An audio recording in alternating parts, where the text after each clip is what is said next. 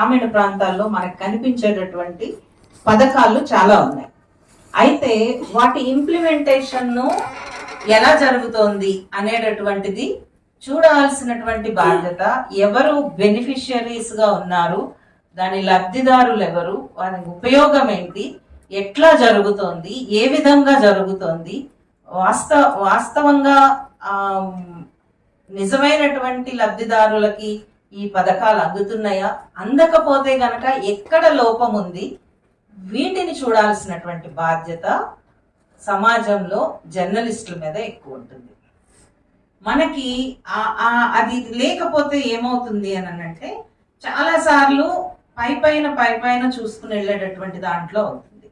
నేను రైతుల ఆత్మహత్యల మీద రాయటం మొదలుపెట్టిన తర్వాత నాకు అంతవరకు కేవలము కొన్ని కారణాల వల్ల మాత్రమే అప్పులవుతాం వల్ల చనిపోతున్నారు అనే దాంట్లో నుంచి ఆ అంశం వెనకాల ఉండేటటువంటి చాలా అంశాలు బయటకు రావటం అంటే మాట్లాడాలి. ఎవరైతే లబ్ధిదారులో బాధితులు ఎవరైతే ఉంటారో వాళ్ళ దగ్గరకు వెళ్ళి మాట్లాడటం ద్వారా మాత్రమే మనము అసలు విషయాన్ని తీసుకురాగలుగుతాం. ఆ అసలు విషయం ఏముంటుంది? ఒక్క కారణం కాదు, రైతుల ఆత్మహత్యకి కారణం ఒకటి మాత్రమే కాదు. కర్ణుడి చావుకి ఎన్ని రకాల కారణాలు అని చెప్తారో అన్ని రకాల కారణాలు ఉంటాయి. ఒకటి కుటుంబం, తర్వాత ప్రభుత్వాలు నిర్ణయించేటటువంటి అంశాలు, ఆ తర్వాత మారుతున్నటువంటి వ్యవసాయ విధానాల్లో ఎక్కువ వినియోగం అవుతున్నటువంటి కెమికల్స్, ఇవన్నీ కూడా చుట్టుముట్టుకుని తీవ్రమైనటువంటి ఆరోగ్యమైనటువంటి అంశాల్లో కూడా వెళ్ళిన సందర్భం ఉంది. కానీ వాటిని అర్థం చేసుకుంటూ అవి ఎంత స్థాయిలో వెళ్తున్నాయి అనేది తెలియకపోయినప్పటికీ కూడా ఒక చావుని రిపోర్ట్ చేసినటువంటి విధానం ఏదైతే ఉందో అది అత్యంత మానవీయమైనటువంటి రిపోర్టింగ్. అది దాంట్లో నుంచి మిగతా చాలా అంశాలని మేము నేర్చుకోవడానికి, అంటే వేరే మొదలుపెట్టిన అందరిది మేము నేర్చుకోవడానికి అవకాశం వచ్చింది. అయితే మనం ఇప్పుడు దాంట్లో గవర్నమెంట్ స్కీమ్స్ లో నుంచి చూసినప్పుడు నిజానికి వ్యవసాయాన్ని సపోర్ట్ చేయడానికి, వ్యవసాయంలో స్త్రీలని సపోర్ట్ చేయడానికి, మరీ ముఖ్యంగా భారతదేశ వ్యవసాయంలో 72% మహిళా రైతులు. ఇది ఆశ్చర్యంగా ఉంటుంది. ఒకసారి ప్రెస్ క్లబ్ లో ఒక జర్నలిస్ట్ మిత్రుడే మాట్లాడుతూ ఉన్నప్పుడు ఇదే విషయం చెప్తూ ఉన్నప్పుడు అసలు ఆడవాళ్ళు వ్యవసాయం చేయరు అని చెప్పి ఒక మాట అనేశాడు. అంటే చాలా సులభం అనడం అనేటటువంటిది. అట్లా ఎందుకు ఆడవాళ్ళు వ్యవసాయం చేస్తారు అని అంటే, ఆడవాళ్ళు వ్యవసాయం చేయరండి, ఆడవాళ్ళు సపోర్టింగ్ రోల్. ఎవరైతే భూమి ఎవరి పేరు మీద అయితే ఉంటుందో వాళ్లే వ్యవసాయదారులు, ఎవరైతే నాగలి దున్నుతారో వాళ్లే వ్యవసాయదారులు, ఎవరైతే ట్రాక్టర్ దున్నగలుగుతారో వాళ్లే వ్యవసాయదారులు అనేటటువంటి ఇది చాలా మందికి ఉండేటటువంటి అభిప్రాయం. బహుశా మీకు కూడా ఉండుండొచ్చు, నేను తప్పు పట్టట్లేదు దాన్ని. కానీ వాస్తవం గణాంకాలు వేరే చూపిస్తున్నాయి. 72% మంది వ్యవసాయంలో ఆడవాళ్ళు ఉన్నారు. ఆడవాళ్ళు వ్యవసాయంలోకి లేకుండా వ్యవసాయం అనేది జరగదు. కేవలము నాగలి దున్నటమో ట్రాక్టర్ దున్నటమో వ్యవసాయం కాదు. ఎంత శ్రమ చేస్తున్నారు, ఏ శ్రమ చేస్తున్నారు, ఎట్లాంటి శ్రమ చేస్తున్నారు, విత్తనాలు దాచటం కానీ, నేలను చదును చేయటం కానీ, దాన్ని ఒక పద్ధతిలో, అంటే వ్యవసాయం అనేది ఒక పద్ధతి ప్రకారం వెళ్లాల్సింది, కార్తెల ప్రకారం వెళ్లాల్సింది, ఎకలాజికల్ గా బ్యాలెన్స్ చేసుకుంటూ వీటన్నిటినీ కూడా బ్యాలెన్స్ చేసేది స్త్రీలు. బహుశా అందరూ వ్యవసాయ కుటుంబాల నుంచే వచ్చి ఉంటారని అనుకుంటున్నారు. దాదాపు తెలంగాణ సమాజము మెజారిటీ భాగం వ్యవసాయంతో అనుబంధం ఉన్నటువంటి కుటుంబాలే. ఆ కుటుంబాల నుంచి వచ్చినటువంటి వాళ్ళకి స్త్రీలు ఎంత పని చేస్తారు అనేటటువంటిది అర్థమవుతుంది. మనకి 2009లో ఇచ్చినటువంటి ఒక రిపోర్ట్ ప్రకారము, ఎంఎస్ స్వామినాథన్ ఇచ్చిన రిపోర్ట్ ప్రకారము వ్యవసాయంలో రైతు అనేటటువంటి నిర్వచనం మారింది. మనం అది అర్థం చేసుకోవాలి.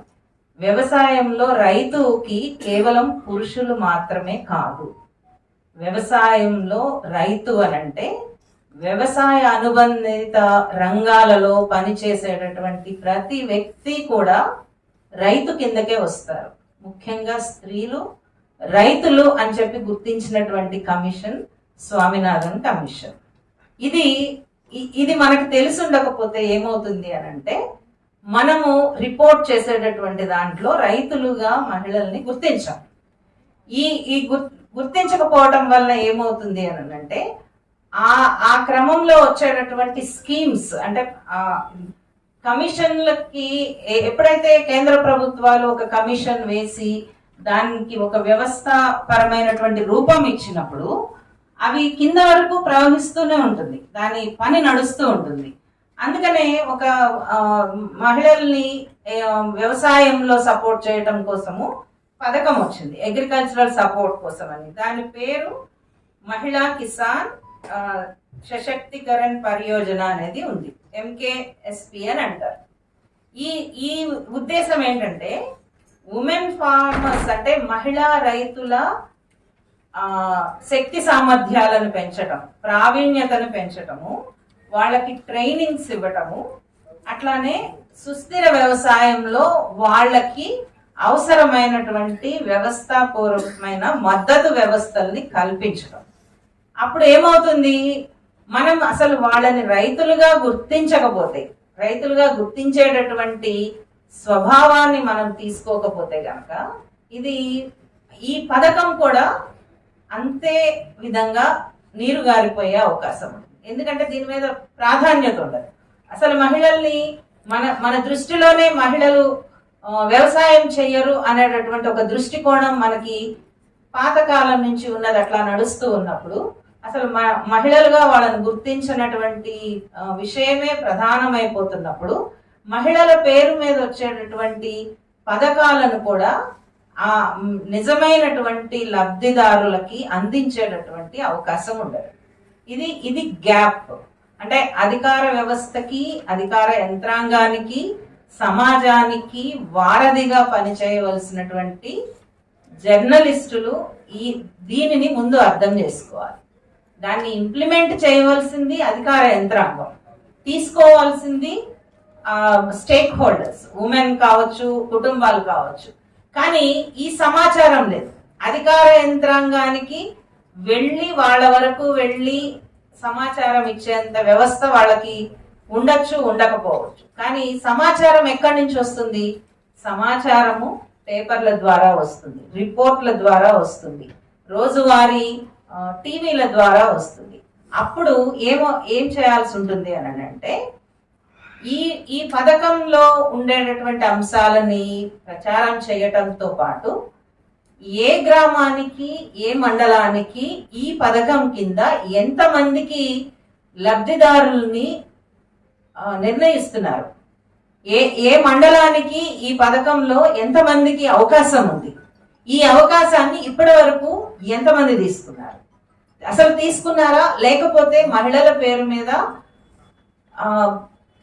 ఆధిపత్యంలో ఉండి లేకపోతే కొంచెం బలం ఉన్నటువంటి వర్గాలే వీటిని ఉపయోగించుకుంటున్నాయా?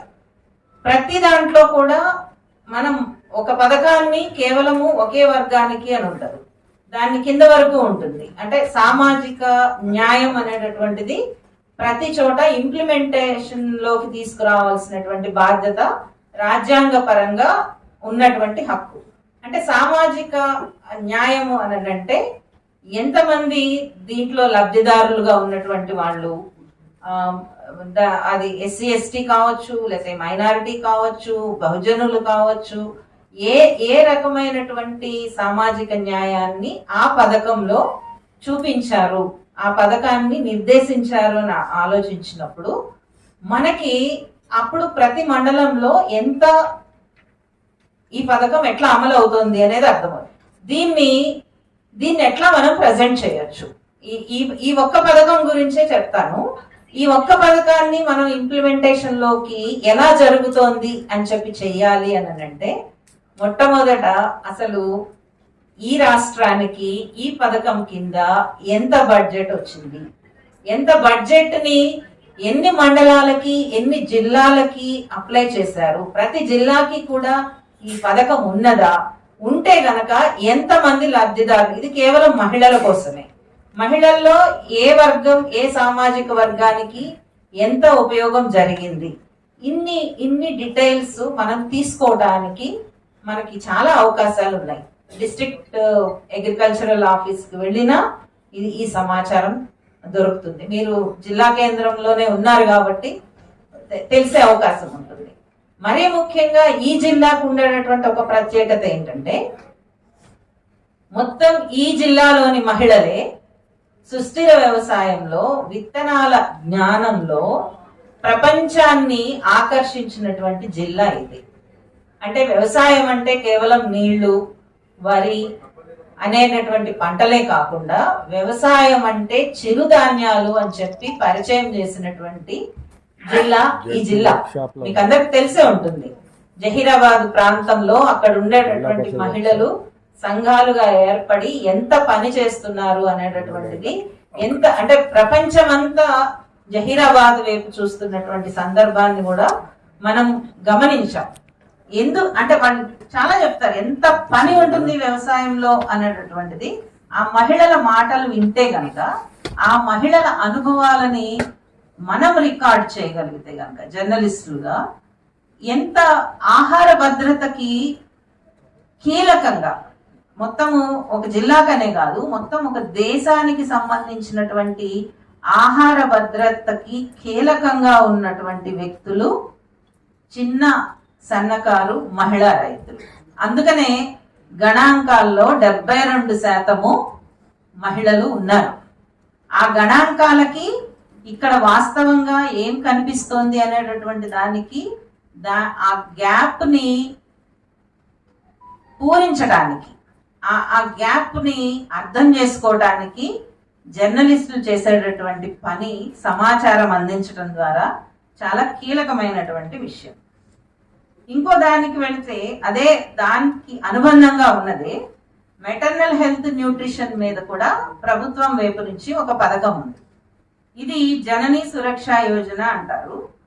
ఇది అంటే మహిళలు గర్భధారణ సమయంలో తీసుకోవాల్సినటువంటి జాగ్రత్తలు, ఎందుకు తీసుకోవాలి, ఎందుకు ఆరోగ్యవంతమైనటువంటి ఆహారాన్ని తీసుకోవాలి మహిళలు అనేటటువంటి దాన్ని వివరించేటటువంటిది. ఎందుకు ఈ పథకం ఎందుకు వచ్చి ఉంటుంది ఆలోచించండి. జననీ సురక్ష యోజన అనేటటువంటి పథకం ఎందుకు వచ్చింది అని అంటే, మన దేశంలో గర్భిణీ సమయంలో చనిపోతున్నటువంటి మహిళల సంఖ్య చాలా ఎక్కువ ఉన్నది. గర్భిణీ ప్రసవం సమయంలో చనిపోతున్నటువంటి పిల్లల సంఖ్య చాలా ఎక్కువ ఉన్నది. దీనికి ప్రధానమైనటువంటి కారణం రక్తహీనత, సరైనటువంటి ఆహారం లేకపోవటం. ఈ రక్తహీనత, సరైనటువంటి ఆహారం లేకపోవటం అనేటటువంటిది కుటుంబ వ్యవస్థలో, సామాజిక వ్యవస్థలో ఉంది. ఎందుకనంటే స్త్రీలకి మన సమాజము, మనం ఒప్పుకున్నా ఒప్పుకోకపోయినా, స్త్రీలకి పెద్దగా తినకపోయినా పర్లేదు, వాళ్ళు ఎంత చాకరీ చేసినా పర్లేదు, వాళ్ళు చెయ్యాల్సిందే అనేటటువంటి నిర్దేశిస్తున్నటువంటి సమాజం. దాంట్లో మనం ఉంటామా లేదా వేరే విషయం, మనం ఉండకపోవచ్చు. కానీ ఇప్పటికీ కూడా స్త్రీలకి చాలా తక్కువ ఆహారాన్ని అందించేటటువంటి కుటుంబాలు ఉన్నాయి. ఇది ర్యాంపెంట్, మనకి మన గణాంకాల్లో చూపించేటటువంటిది. ప్రతి ప్రసవ సమయంలో చనిపోయేటటువంటి ప్రతి స్త్రీకి కూడా ఆహారం సరిగ్గా లేకపోవటం చిన్నప్పటి నుంచి, అంటే అది కల్చరల్ ఆస్పెక్ట్ లో నుంచి వస్తుంది. సరైనటువంటి ఆహారం తీసుకోకపోవటం కూడా, అంటే బలవర్ధకమైనటువంటి ఆహారం తీసుకోకపోవటం, దానికి ఉండేటటువంటి కారణాలు ఒకటైతే సాంస్కృతిక పరంగానే చాలా తక్కువ తీసుకోవడం అనేటటువంటిది మన చుట్టూ ఉంటుంది. దానికి చాలా నడుస్తూ ఉంటాయి. అంటే లావు, సన్నము, మన మీద చూపించేటటువంటి, ఇంపోజ్ చేసేటటువంటి అంశాలు.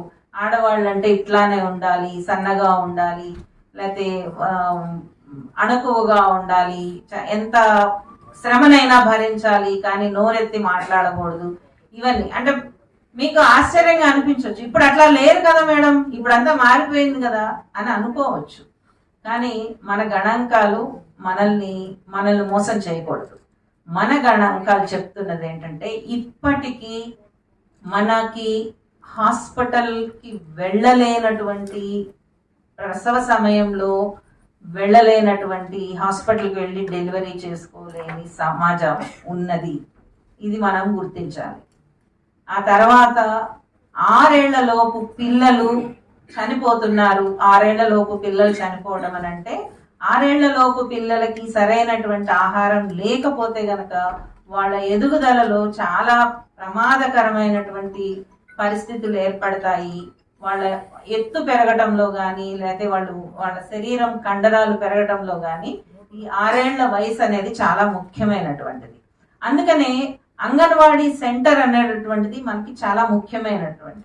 అంగన్వాడీ సెంటర్ ఏదో ఒక ఆమెకు ఉద్యోగం ఇవ్వటం కోసం ఏర్పడింది కాదు. అంగన్వాడీ సెంటర్ అంటేనే గ్రామీణ వ్యవస్థలో అంటే అట్టడుగు సమాజాలలో వీళ్ళందరికీ కూడా ఆ టైంలో ముఖ్యంగా గర్భిణీ స్త్రీలకి న్యూట్రిషన్ అందించటము సప్లిమెంటరీగా, రెండవది 6 సంవత్సరాల లోపు పిల్లలకి సరైనటువంటి న్యూట్రిషన్ ఇవ్వటం. 6 సంవత్సరాల లోపు గనక పిల్లలకి సరైనటువంటి ఆహారం దొరకకపోతే, పౌష్టికాహారం దొరకకపోతే గనక వాళ్ళ మెదడు సరైనటువంటి విధానంలో ఎదగదు. అందుకనే అంగన్వాడీ సెంటర్ ఎలా పనిచేస్తోంది అని చెప్పి ఒక దృష్టి పెట్టడం అనేటటువంటిది చాలా ముఖ్యమైనటువంటి విషయం.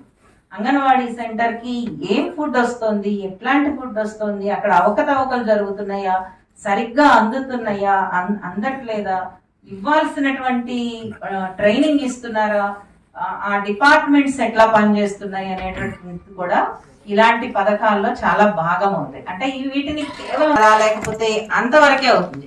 కానీ అసలు ఆ పథకం వెనకాల ఉండేటటువంటి సామాజిక కోణాలని, ఆర్థిక కోణాలని, సాంస్కృతిక కోణాలని మనం అర్థం చేసుకుంటున్నప్పుడు అవి మన సామాజిక జీవితంలో మరీ ముఖ్యంగా తెలంగాణ లాంటి కొత్త రాష్ట్రంలో ఈ పథకాల అమలు అనేటటువంటిది ఆ నిర్మాణానికి అంటే తెలంగాణ సమాజ నిర్మాణంలో అంగన్వాడీ సెంటర్ అనేటటువంటిది చాలా కీలకమైనటువంటి వ్యవస్థ.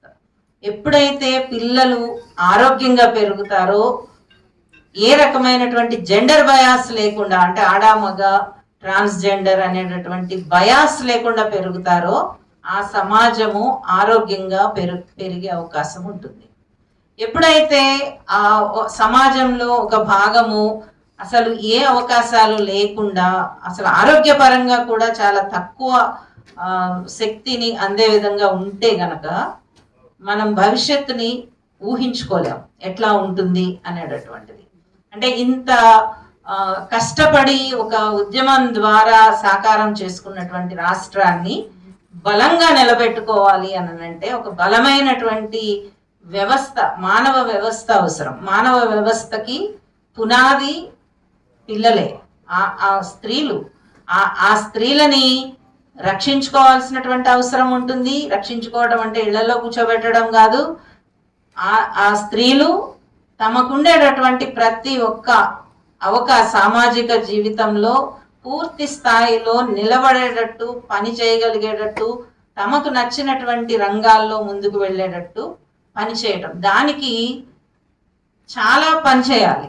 స్కూల్ వ్యవస్థ దగ్గర నుంచి, కుటుంబాల దగ్గర నుంచి జర్నలిస్టుల వరకు ప్రతి ఒక్కళ్ళం పనిచేయాల్సిందే. పని చేయకపోతే కుదరదు.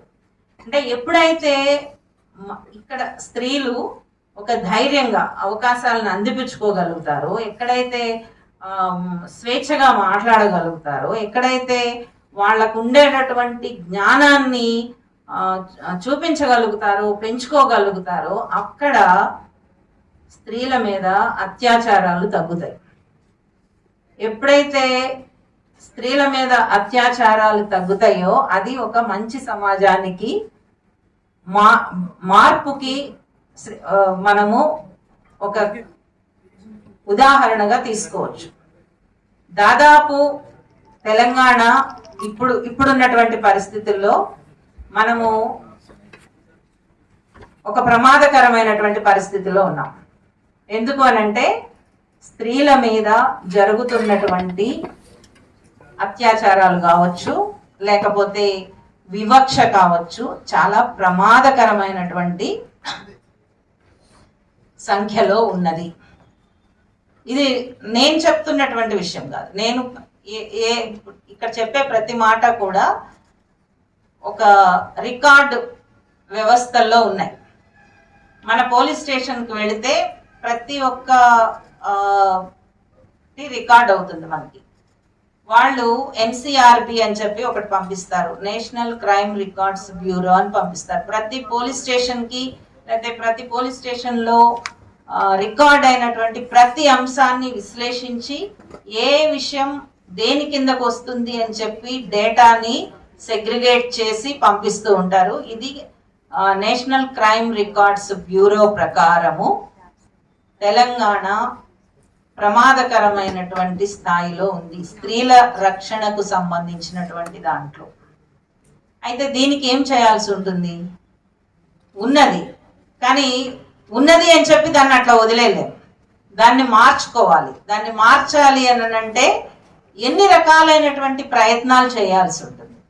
కేవలం పథకాలు అమలవడంతో పాటు మనకి వాటిని ఒక సరైనటువంటి దిశానిర్దేశం చేసేటటువంటి వ్యవస్థలు కూడా అవసరం అవుతుంది.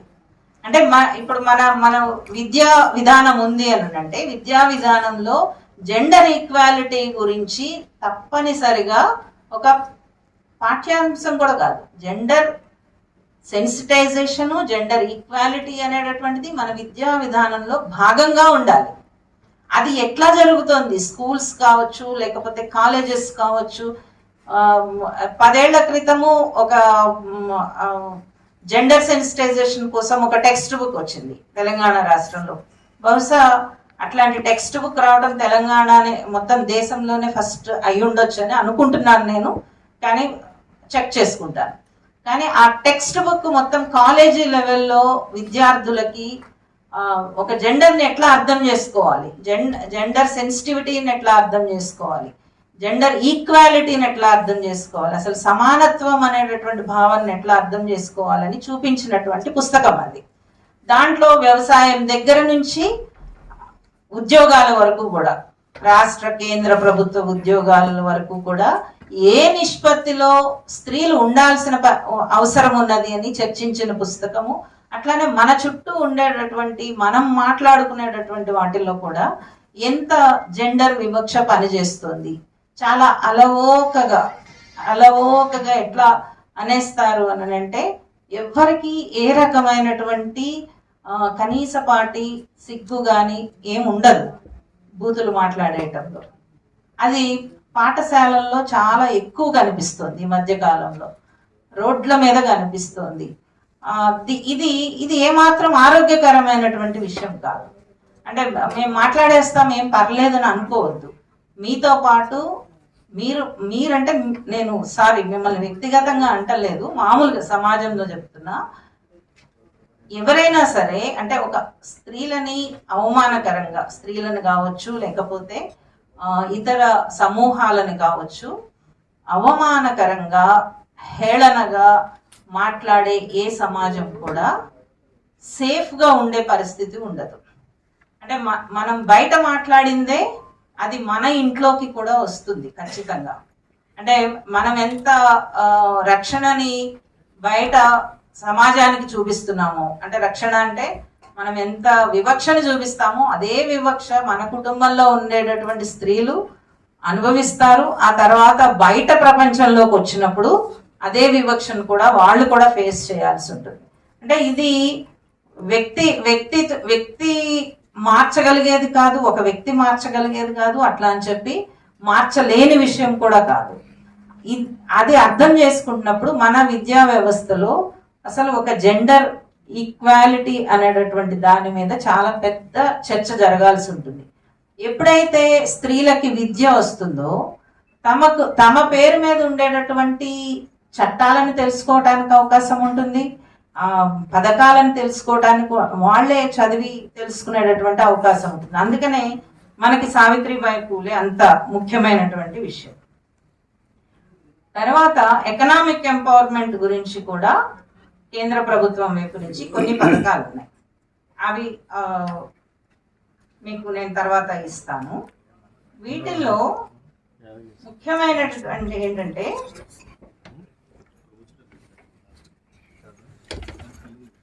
ఈ మొత్తము చాలా పథకాలు ఉన్నాయి. మిషన్ శక్తి అని ఒక ప్రోగ్రామ్ ఉంది. పొలిటికల్ ఎంపవర్మెంట్ గురించి 33% మీకు అందరికీ తెలుసు. గ్రామీణ పంచాయతీలలో ఇప్పుడు తప్పనిసరి 73వ చట్టం ద్వారా పంచాయతీల్లో స్త్రీలు రావటం అనేటటువంటిది మొదలైంది. దాదాపు ఇప్పటికీ 3 దశాబ్దాలు పైగా అయింది.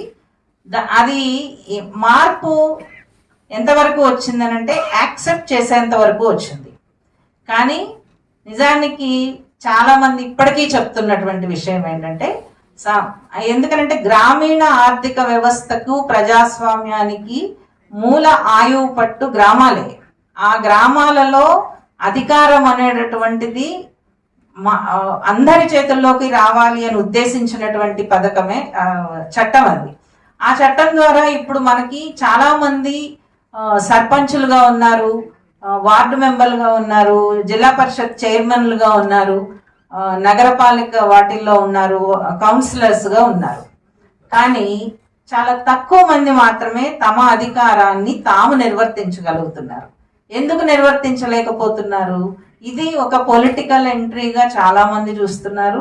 ఈవెన్ వాళ్ళ స్త్రీలు నిలబడినా కానీ అది వాళ్ళ దాంట్లో చూస్తున్నారు. కాబట్టి ఇది నిజానికి మారాల్సి ఉన్నది. కొంచెం మారింది అని అనిపించింది నాకు, ఎక్కువ మారలేదు. మీ మీ మీ దృష్టికి వస్తే మీరు చూడండి. అంటే ఏ గ్రామంలో అయినా సరే ఇట్లాంటి ధోరణులు ఉంటాయి. అంటే సర్పంచ్ స్త్రీ అయ్యి ఆమె కుటుంబ సభ్యులు, భర్త కావచ్చు, తండ్రి కావచ్చు, అన్న కావచ్చు, పరిపాలన చేస్తూ ఉంటే గనక మనము తప్పు ఎవరిది అని అంటాము? తప్పు ఎవరిదని అంటాం? ఆ స్త్రీ. కానీ పేపర్లో వచ్చేటటువంటి వాటిల్లో చాలా వరకు స్త్రీలదే తప్పు అనేటటువంటి దాంట్లో నేను చాలా చూశాను. ఎందుకనంటే ఏదన్నా విషయం వచ్చినప్పుడు స్త్రీల మీద వీళ్ళు ఇట్లా చేస్తున్నారని అంటున్నారు. కానీ నిజానికి ఎదురవుతున్నటువంటి ఈ ఇంప్లిమెంటేషన్లో ఎదురవుతున్నటువంటి అంశాలని ఒక న్యూట్రల్ దృష్టితో రిపోర్ట్ చేయగలిగినటువంటి మానసిక స్థితి మనందరికీ రావాల్సిన అవసరం ఉంది. ఎందుకని చెప్పి సమాజం ఇంకా స్త్రీల రాజకీయ అధికారాన్ని అంగీకరించడం లేదు. ఎందుకని చెప్పి స్త్రీలకి ఒక హక్కుగా వచ్చినటువంటి అధికారాన్ని ఆ స్త్రీ యొక్క కుటుంబ సభ్యులు మాత్రమే ఎందుకు నిర్ణయిస్తున్నారు? ఇది గనక మనము ఛాలెంజ్ చేయగలిగితే గనక, రిపోర్టర్స్గా మనం ఛాలెంజ్ చేయగలిగితే గనక దాని ఫలితము నెక్స్ట్ జనరేషన్స్ అర్థం చేసుకోవటానికి ఉంటుంది. ఇది ఎక్కువ కాలం కొనసాగితే గనక ఇది చాలా స్త్రీలకి రాజకీయ అధికారం అనేటటువంటిది చాలా ఫార్స్గా మారే అవకాశం ఉంటుంది. ఎప్పుడైతే గ్రామీణ స్థాయిలో సర్పంచుల చేతిలో ఉంటే ఈ పథకాలన్నీ అమలు అనేటటువంటిది, అంటే గ్రామీణ స్థాయిలో అమలు చేయాలనంటే సర్పంచ్ అనేటటువంటి వాళ్ళు చాలా కీలకమైనటువంటి వ్యక్తులు. ఒక స్త్రీకి సంపూర్ణమైనటువంటి తను కూర్చున్నటువంటి సీట్లో అవకాశం ఉంటే గనక నిజానికి చాలా మందితో కూర్చుని దాన్ని నిర్ణయించడానికి అవకాశం ఉంటుంది. అంటే ఒక ఉమ్మడి నిర్ణయం తీసుకోవటానికి. కానీ ప్రస్తుతం ఉన్నటువంటి పరిస్థితుల్లో అది లేదు. ఆ రకమైనటువంటి నిర్ణయం లేకపోవటం వలన అసలు గ్రామానికి ఏ పథకం అలాట్ అయింది అనేటటువంటిది తెలిసే అవకాశం కూడా లేకుండా పోతుంది. ఇది తప్పనిసరిగా మారాల్సినటువంటి అవసరం ఉన్నది. ఒక్క ఉదాహరణ చెప్పి నేను ముగిస్తాను వీటిని. మనము ఏదన్నా ఒక హాస్పిటల్కి వెళ్ళినప్పుడు, మనకు ఆరోగ్యం బాగాలేక మనం ఒక హాస్పిటల్కి వెళ్తాం. వెళ్ళినప్పుడు మనం ఒక డాక్టర్ని చూడాలనుకుంటాం. అది స్త్రీ అయినా పురుషుడైనా ఒక డాక్టర్ మనకి సంబంధించినటువంటి, సపోజ్ హార్ట్ అనేది అందరికీ చాలా ముఖ్యం కదా. ఒక హార్ట్ ప్రాబ్లంతో మనం హాస్పిటల్కి వెళ్తాం. అక్కడ డాక్టరు ఒక స్త్రీ ఉందనుకుందాం, కానీ ఆ స్త్రీ స్థానంలో ఆ స్త్రీ భాగస్వామి కానీ ఆ స్త్రీ కుటుంబ సభ్యులు, వాళ్ళు డాక్టర్స్ కాదు, వాళ్ళు వచ్చి మేము వైద్యం చేస్తామంటే మీరు చేయించుకుంటారా? ఎస్ అని ఒక్కళ్ళు చెప్పండి, నేను ఆపేస్తా. ఒక డాక్టర్, ఒక స్త్రీ డాక్టరు ఆ స్త్రీ దగ్గరికి మీరు మీ సమస్య, మీ హార్ట్ సమస్యతో మీరు వెళ్ళారు, కానీ అక్కడ ఆ స్త్రీ యొక్క భర్తో అన్నో వాళ్ళు డాక్టర్లు కాదు, కానీ మేము ఆపరేషన్ చేస్తాము అని చెప్పి వాళ్ళు అంటే మీరు యాక్సెప్ట్ చేస్తారా? ఎవరమైనా చేస్తామా? చెయ్యం కదా. ఎందుకంటే అది ఒక నైపుణ్యంతో కూడినటువంటి పని అని చెప్పి. రాజకీయం కూడా ఒక నైపుణ్యంతో చేయాల్సినటువంటి పని. రాజకీయం అంటే అల్లాటప్ప విషయం కాదు. రాజకీయం అంటే ఇన్ని రకాలైనటువంటి అంశాలని గ్రామ స్థాయిలో, రాష్ట్ర స్థాయిలో, కేంద్ర స్థాయిలో అంటే ఆ స్థాయిలో చేసేవాళ్ళు అర్థం చేయాల్సినటువంటి పని. కాబట్టి ఈరోజు గ్రామీణ స్థాయిలో చట్టం వచ్చింది, సులభంగా రాలేదు. చట్టం కోసం దాదాపు 2 దశాబ్దాలు కృషి చేశాం. ఈ 73వ అమెండ్మెంట్ రావటం కోసం, 74వ అమెండ్మెంట్ రావటం కోసం చాలా సుదీర్ఘమైనటువంటి చర్చ ఉంది.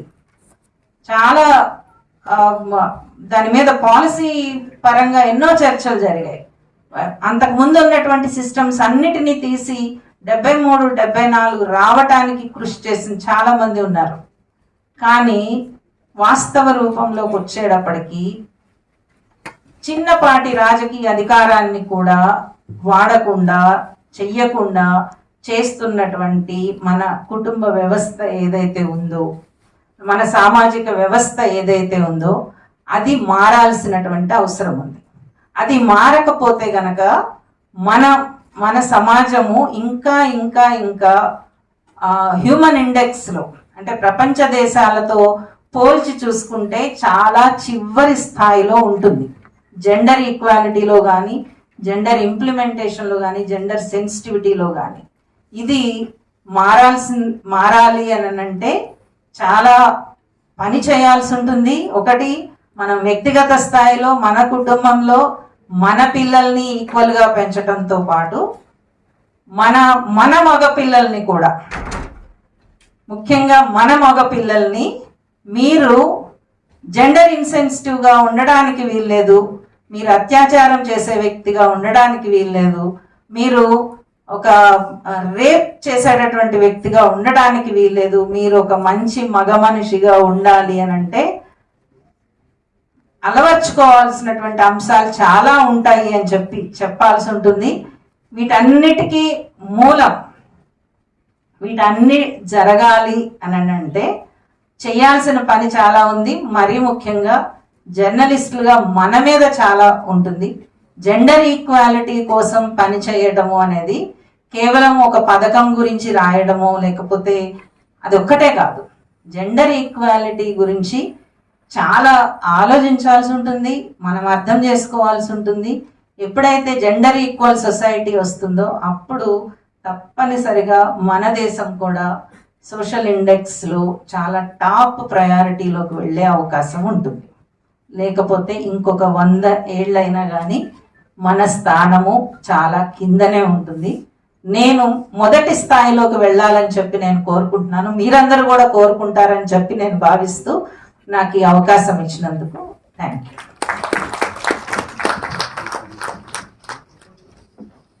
మరియు central government programs, especially women related వాటి గురించి కూడా మాకు అర్థమయ్యే విధంగా చక్కగా చెప్పారు. Now let's proceed to our second session by Srimathi Satyapriya గారు. తను usage of AI in journalism అనే అంశంపై తను తీసుకుంటారు ఇప్పుడు ఒక session. So Satyapriya garu is an fact checker. Okay, she is a digital media professional and AI trainer with over 6 years of experience combating misinformation and promoting media literacy. And she is also currently serving as editor for factcheck@telugupost.com. అంతేకాకుండా Satyapriya garu is also co-author for the Telugu fact checking manual fact check చేయడం ఎలా, దీనికి కూడా ఆవిడ co-author. And అంతేకాకుండా తను fact check trainer, she is a certified fact check trainer with Google News Initiative. Okay, and she has conducted many training sessions for journalists and students, okay, regarding this various techniques. And Satyapriya Garu is also a Digital Sherlock 2024 awardee, and she is also Adira AI Master Trainer. She combines a background in analytical chemistry with deep expertise in digital media and fact checking. We are very much privileged to have you, madam. Looking forward for your session. Thank you. Feedback forms కూడా మీరు కొంచెం ఫ్రీగా ఉన్నప్పుడు fill చేస్తూ ఉండండి, లాస్ట్లో నేను collect చేసుకుంటాను. నేను మేడం లాగా అంత ఫ్లూయెంట్ గా తెలుగులో మాట్లాడలేకపోవచ్చు, బట్ ఎంత పాసిబుల్ అయితే అంత ఈజీగా కమ్యూనికేట్ చేయడానికి ట్రై చేస్తాను. మనం అందరం ఏ ఎరాలో ఉన్నామంటే ఏఐ ఎరాలో ఉన్నాము. ఇప్పుడు ఒక న్యూస్ పేపర్ ప్రింట్ ఎడిషన్ నుంచి మన టీవీకి వచ్చాము, రేడియోకి వచ్చాము, అక్కడి నుంచి డిజిటల్ అయిపోయింది అంతా. సోషల్ మీడియాలో ఎవరు ఏది పోస్ట్ చేయగలిగితే వాడు నేను న్యూస్ కలెక్ట్ చేస్తున్నాను అట్లాంటివి కూడా విన్నాం. మనం అందరం చాలా కష్టపడి జర్నలిజం నేర్చుకొని ఇన్ని సంవత్సరాలు కష్టపడి ఇవన్నీ చేసి వచ్చింది ఒక వంత అయితే, సోషల్ మీడియాలో ఎవరి కామెంట్స్ ఎవరి ఒపీనియన్స్ వాళ్ళు పెట్టేసి అది కూడా జర్నలిజం అనడం మొదలు పెట్టారు. బట్ అలాంటి సిచ్యువేషన్ నుంచి ఇప్పుడు ఇంకో ప్రమాదం మనకు ముంచుకొచ్చింది అనుకున్నాం. ఏంటది అంటే ఏఐ. ఏఐ మనకి ప్రమాదం కాదు, అది మనం నేర్చుకుంటే చాలా సులువు. ఎందుకంటే మనం అందరము చాలా ఏంటి రిసోర్స్ఫుల్ పర్సన్స్, చాలా ట్రైనింగ్ తీసుకొని ఇంత కష్టపడి చేశాం కాబట్టి ఏఐ కూడా ఎలాగైతే సోషల్ మీడియా మనకి ఇప్పుడు ఒక అసిస్టెంట్ గా మారిపోయిందో, మన దృష్టికోణాలు మన భావాలు అన్ని చెప్పేదానికి వీలుగా ఎలా తయారైందో, ఒక ఏంటంటారు ఒక ఇన్స్ట్రుమెంట్ గా తయారైందో, అలాగే ఏఐని కూడా మనం వాడుకొని మనని ఇంకొంచెం అప్స్కిల్ చేసుకొని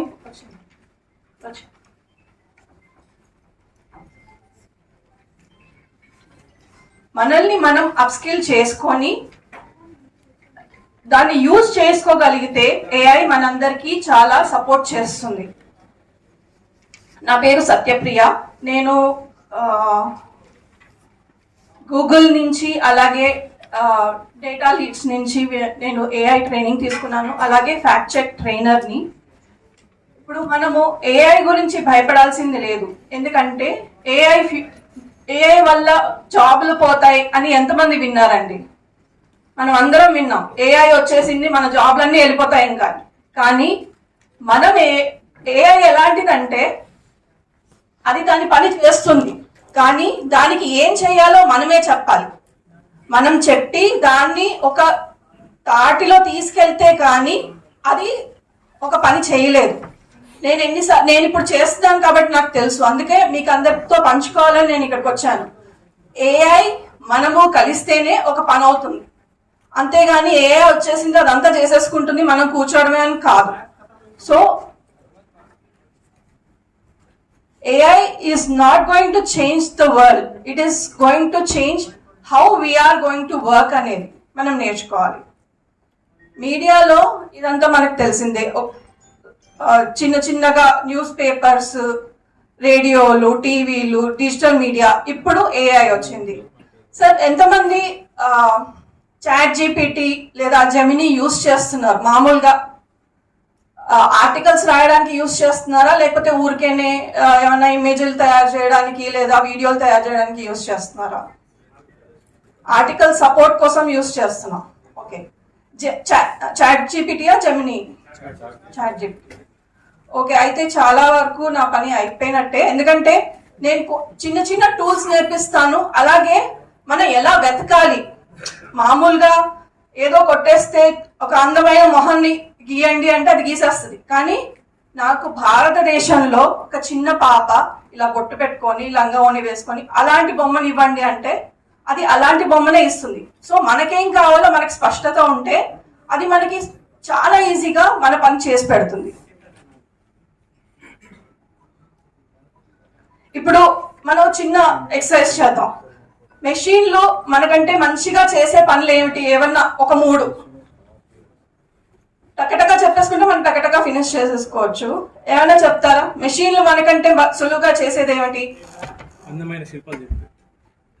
అందమైన శిల్పాలు మనుషులే బాగా చెప్తారు కదా సార్, మెషిన్లు కూడా చేస్తాయి. పర్ఫెక్ట్. ఈ శారీ ఎంబ్రాయిడింగ్ బాగా చేస్తున్నాయి మేడం. దానికంటే మెషిన్లు చేసేవి ఏంటంటే ఆటోమేటెడ్ జాబ్స్ చాలా ఫాస్ట్ గా ఈజీగా చేయగలుగుతాయి. ఒక ఎక్సెల్ షీట్ లో అన్ని లెక్క పెట్టేయాలి, చాలా ఫాస్ట్ గా ఒక కార్ ని అసెంబుల్ చేసేయాలి అంటే మెషిన్లు చాలా ఫాస్ట్ గా చేస్తాయి. కానీ మీరు చెప్పింది కరెక్ట్, బొమ్మలు చేస్తాయి. కానీ ఏ బొమ్మ చేయాలో దానికి ఎవరు చెప్తారు? మనిషి చెప్పాలి. సో బొమ్మని ఊహించాల్సింది మనిషే, దానికి చెప్పాల్సింది మనిషే, ఇలా ఇలా చెయ్యని చెప్పాల్సింది మనిషే. సో మనిషి చేసే పని మెషిన్లు అన్ని చేయలేవండి. మనం చెప్తేనే అది చేయగలదు. అది మనం గుర్తుపెట్టుకోవాలి. ఇది ఒక ప్రీ టెస్ట్ ఉందండి, దీన్ని స్కాన్ చేసుకొని మీకు వీలున్న టైంలో ఈ ప్రీ టెస్ట్ ని ఫిల్అప్ చేయండి. మనకి ఎంత నేర్చుకున్నాం ఈ సెషన్ లోంచి అనేది ఒక చిన్న టెస్ట్ అంతే చేస్తుంది. స్ప్రెడ్ షీట్ లో లెక్కలు వేయడానికి ఏఐ వాడతామా?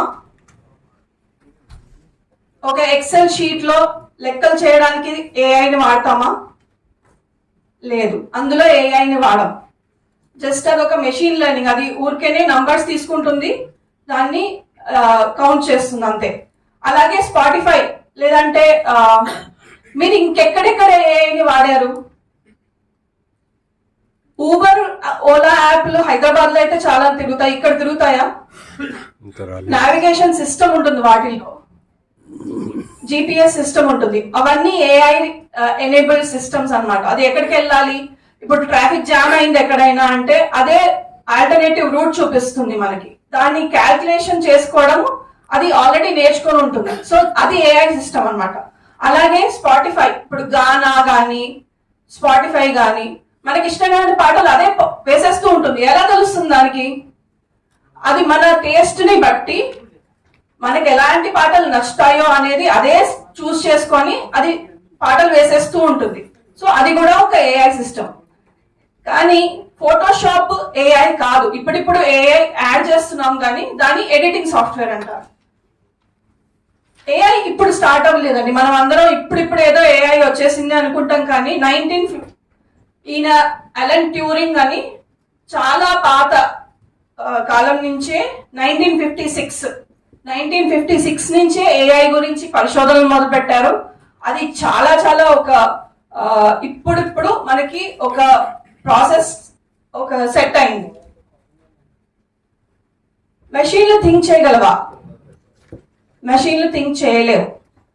మనుషులు ఎలా డెసిషన్ మేకింగ్ చేస్తారంటే మనం ఫస్ట్ నాలెడ్జ్ సంపాదించుకుంటాం, అబ్జర్వ్ చేస్తాం, మన ఎక్స్పీరియన్స్ వచ్చాక దాన్ని బట్టి ఒక డెసిషన్ తీసుకుంటాం.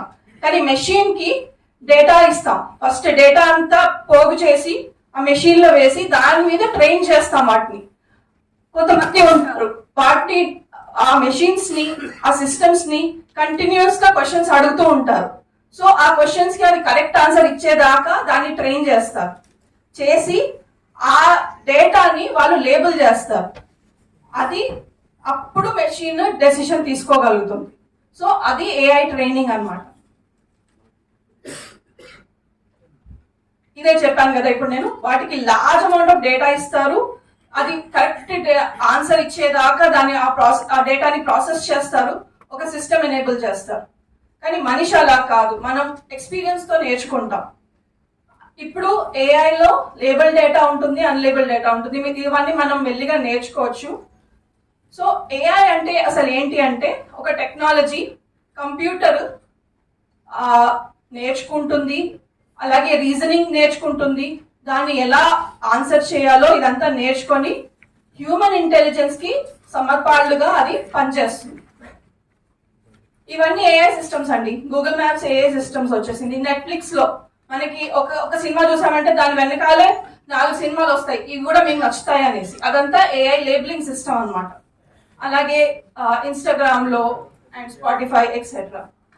మనం చాలా వర్డ్స్ వినుంటాం, మెషిన్ లెర్నింగ్ అని, డీప్ లెర్నింగ్ అని, ఎల్ఎల్ఎంస్ అని, ఏఐ అని. సో ఇవన్నీ ఒక తాటికే తెలుస్తుంది. మొత్తం ఒక గ్రూప్ దాన్ని ఏఐ అంటారు. దాంట్లో ఒక సబ్సెట్ మెషిన్ లెర్నింగ్. మెషిన్ నేర్చుకొని కొన్ని విషయాలు చేస్తుంది, దాన్ని మెషిన్ లెర్నింగ్ అంటారు. అలాగే డీప్ లెర్నింగ్. జనరేటివ్ ఏఐ అని ఎవరు విన్నారు? జనరేటివ్ ఏఐ అంటే ఏంటి? ఇప్పుడు చాట్ జీపీటీ జనరేటివ్ ఏఐయా కాదా? జనరేటివ్ ఏఐ అంటే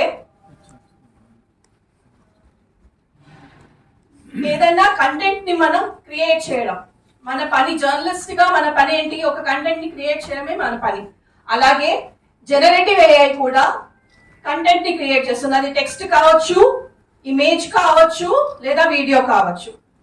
వాటిని టెక్స్ట్ టు టెక్స్ట్ తయారు చేస్తుందంటే చాట్ జీపీటీ, జెమినీ. ఇప్పుడు జెమినీలో, చాట్ జీపీటీలో మనం ఇమేజెస్ కూడా తయారు చేయొచ్చు, అలాగే వీడియోస్ తయారు చేయొచ్చు. మెటాలో ఎంతమంది వీడియోలు తయారు చేశారండి? మెటాలో కానీ గ్రాక్ లో కానీ కొన్ని వీడియోలు వస్తున్నాయి ఇప్పుడు చాలా, అవన్నీ మనం తయారు చేసుకోవచ్చు. అలాగే ఆడియో, ఫైనాన్షియల్ ఫ్రాడ్స్ లో వాయిస్ క్లోనింగ్ చాలా వాడుతున్నారు. వాయిస్ క్లోనింగ్ అంటే ఇప్పుడు నేను మాట్లాడుతున్నాను, నా వాయిస్ ని రికార్డ్ చేసి అలాంటిదే వాయిస్ యూజ్ చేసుకొని మన ఫ్యామిలీ మెంబర్స్ కానీ పిల్లలు కానీ ఫోన్ చేసి, పెద్దవాళ్ళకి ఫోన్ చేసి, మీ వాడు ఇక్కడ హైదరాబాద్ లో అరెస్ట్ అయ్యాడండి, నాకు డబ్బులు పంపించండి అని స్కామ్లు జరుగుతూనే ఉన్నాయి. అవన్నీ మనకు తెలుసు. సో వాయిస్ క్లోనింగ్ కూడా చాలా ర్యాంపెంట్ అయిపోయింది. కానీ ఏఐ వల్ల ప్రాబ్లం ఏంటంటే అంటే హాలుసినేషన్స్ అంటారు వాటిని. తప్పుడు సమాచారాన్ని చాలా ఈజీగా ప్రొడ్యూస్ చేస్తుంది. ఎందుకు? దాని మీద మనకి మానిటరింగ్ లేకపోతే, మనం సరిగ్గా దాన్ని కరెక్ట్ ఇన్ఫర్మేషన్ అడగకపోతే, లేదా అది ఇచ్చిన ప్రతి ఇన్ఫర్మేషన్ ని మనం నమ్మేస్తే అది హాలుసినేషన్ అంటారు. సో దానికి చాలా జాగ్రత్తగా ఉండాలి. అండ్ మనం ఇచ్చే కమాండ్ ఎలా ఉండాలో కూడా మనం చాలా జాగ్రత్తగా చూసుకోవాలి.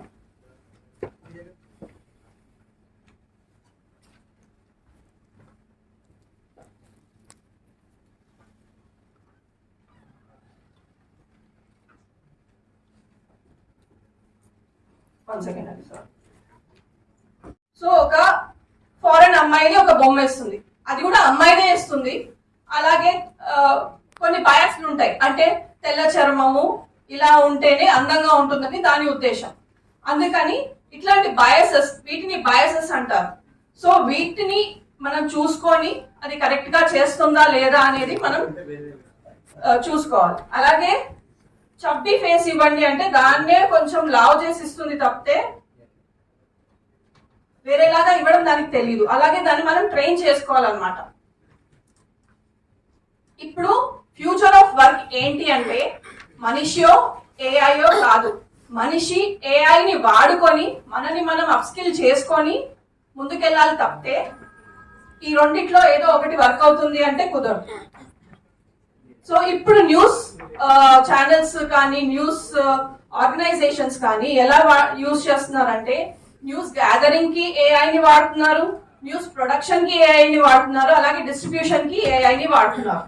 చాలా చాలా పెద్ద పెద్ద ఆర్గనైజేషన్స్, ఇప్పుడు టైమ్స్ ఆఫ్ ఇండియా వాళ్ళది ఒక ఇంటర్ఫేస్ తయారు చేసేసుకున్నారు. అందులోనే మనం రాసిన ఆర్టికల్ ని వేసేస్తే అదే కరెక్షన్స్ చేస్తుంది, అదే సమ్మరీ ఇచ్చేస్తుంది, అదే కీవర్డ్స్ ట్యాగ్స్ అన్ని ఇచ్చేస్తుంది. ఇప్పుడు మనకి సబ్ ఎడిటర్ అవసరం కూడా లేదు. సో అలాగా వాళ్ళు చేసేసుకొని పబ్లిష్ చేస్తున్నారు. న్యూస్ రూమ్స్ ఏవైతే పబ్లిష్ చేస్తున్నారో అది ఏఐ. ఈ ఏఐ అవతార్స్ మనం అందరం చూసాం ఒడిశా టీవీలో, అలాగే మన తెలుగు ఛానల్లో కూడా ట్రై చేశారు ఏఐ అవతార్స్ ని.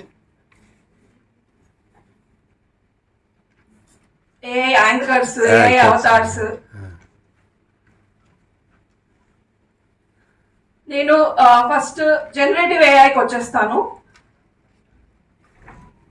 సో ఇక్కడ మనము ఇమేజెస్ తయారు చేసుకోవచ్చు, మ్యూజిక్ తయారు చేసుకోవచ్చు. ఇప్పుడు చాట్ జీపీటీలో కొత్త ఫీచర్ వచ్చేసింది, చిన్న ఒక 20 సెకండ్ పాట కూడా తయారు చేసి ఇచ్చేస్తుంది అది. నాకు ఒక ఇంగ్లీష్ రైమో తెలుగు రైమో చేయమంటే 20 సెకండ్స్ లోపల అది చేసి ఇచ్చేస్తుంది. కానీ ఇవన్నీ జనరేటివ్ ఏఐ టూల్స్ అన్నమాట.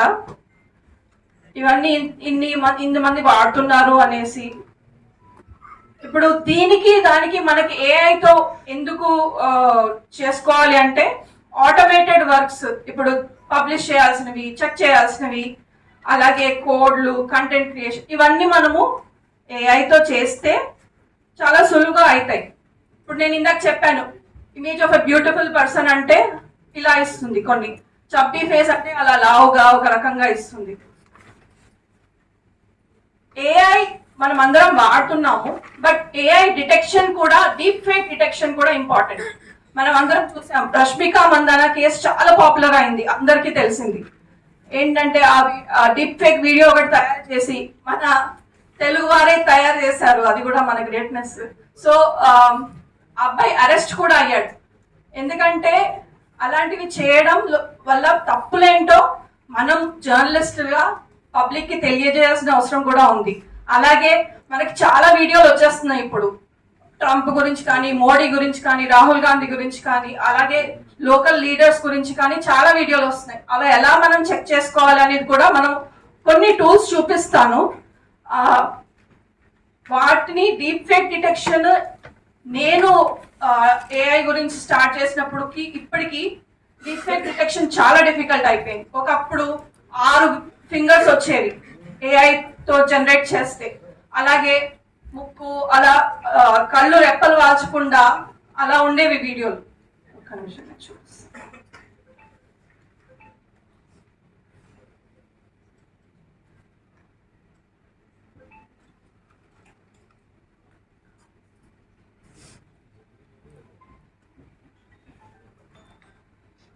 ఒకప్పుడు ఇలా ఉండేది, ఇలా వంకర్లు వచ్చేయడము ఇలా ఉండేది. కానీ ఇప్పుడు ఎలా తయారైందండి వీడియోస్, చాలా రియలిస్టిక్ గా, అల్ట్రా రియలిస్టిక్ గా ఉంటాయి. కానీ ఈ వీడియోలో కూడా చాలా సూపర్ ఫైన్ గా ఉండే ఒక టెక్స్చర్ ఉంది. మొహం అస్సలు పర్ఫెక్ట్ గా మొహం ఉంది, పర్ఫెక్ట్ గా ఫిగర్ అలా ఉంటే గనక మనము ఒకసారి చెక్ చేసుకోవాలి. హ్యూమన్స్ అన్నాక కొన్ని ప్రాబ్లమ్స్, మొహంలో చెమట పట్టడము, మొటిమలు అట్లాంటివన్నీ కనిపిస్తాయి. కానీ ఏఐ జనరేటెడ్ చాలా టూ మచ్ పర్ఫెక్ట్ గా ఉంటుంది. ఆ షేడ్స్ కూడా మీరు అల్ట్రా రియలిస్టిక్ గా ఉంటాయి. సో అవి చూసి మనం ఒక్కొక్కసారి ఇది రియలా కాదా అనేది ఒక డౌట్ తెచ్చుకోవాలి, స్టాప్ చేసి వెతుక్కోవాలి. మేము ఫ్యాక్ట్ చెకర్ గా ఏం చేస్తామంటే, ఫస్ట్ వీడియో వచ్చిందంటే ఇలాంటిది నిజంగానే అయిందా లేదా. ఇప్పుడు ట్రంప్ గురించి ఏదో వచ్చింది అనుకోండి, ఆయన ఏమేమో మాట్లాడేస్తుంటాడు, మనం రిలయబుల్ కాదు. బట్ స్టిల్ ఒక టెక్స్ట్ మాట్లాడాడు ఆ వీడియోలో అంటే, ఆ టెక్స్ట్ ని మనం తీసుకొని మనం సెర్చ్ చేసుకుంటాం, తెలుగులో కానీ ఇంగ్లీష్ లో కానీ సెర్చ్ చేసుకొని అది నిజంగా చెప్పాడా లేదా, ఈ వీడియో నిజంగా అయిందా లేదా అనేది ప్రూఫ్ చేసుకుంటాం. దానికి సంబంధించిన వీడియోలు ఏమైనా వచ్చాయా లేదా చెక్ చేసుకుంటాం.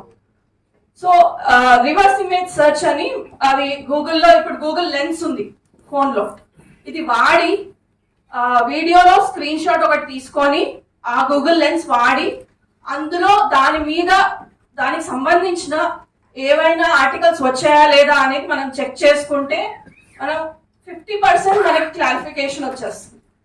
సో డీప్ ఫేక్ డిటెక్షన్స్ నేను మీకు చూపిస్తాను.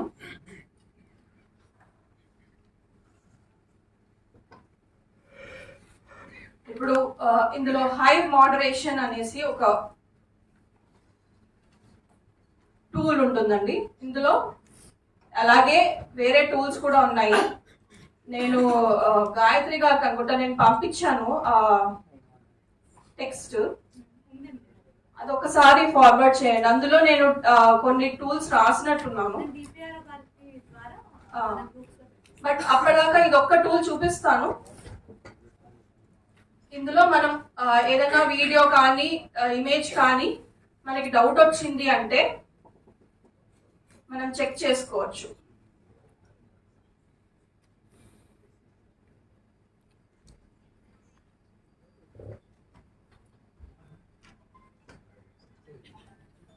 ఇది ఏఐ కంటెంట్ డిటెక్షన్ అంటారు. సో ఇందులో మనం ఏదైనా వీడియో కానీ ఇమేజ్ కానీ అప్లోడ్ చేసుకొని ఇది నేను ఏఐతో తయారు చేసిందండి. ఇది నేను అప్లోడ్ చేసుకుంటే ఎగ్జాంపుల్ చూపిస్తున్నాను. ఇది నేను అప్లోడ్ చేసి చూస్తే ఈ ఇమేజ్, కానీ వీడియోలో ఇది చెక్ చేయలేదు, ఇమేజెస్ టెక్స్ట్ వరకు మీరు చెక్ చేయొచ్చు. ఇది మనం చెక్ చేసుకొని అది 99%, 95%, 80% వరకు ఉన్నా కానీ దాన్ని మనం తీసుకోకూడదు. సో ఎందుకంటే అది ఏఐ, డెఫినెట్ గా ఏఐ అనేసి. ఇలాంటివి ఇంకా టూల్స్ ఉన్నాయి, ఆ లిస్ట్ నేను పంపిస్తాను, మనం చూసుకొని ఐ థింక్ నెట్ వస్తుంది, రిజల్ట్స్ వస్తాయి, వచ్చే లోపల మనం వేరే చూద్దాం.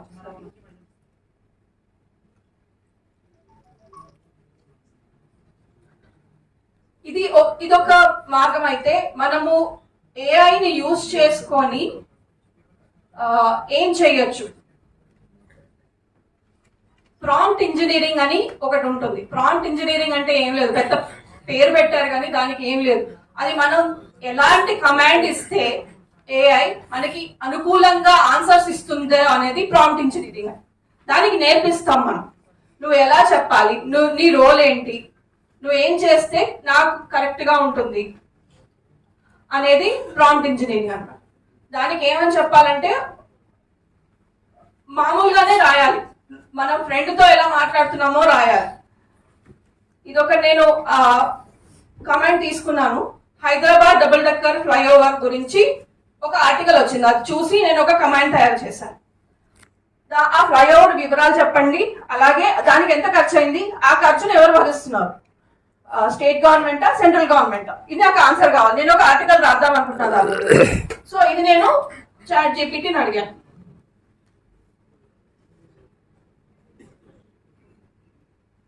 ఇప్పుడు చాట్ జీపీటీ సేమ్ క్వశ్చన్ నేను ఇక్కడ కాపీ పేస్ట్ చేశానండి.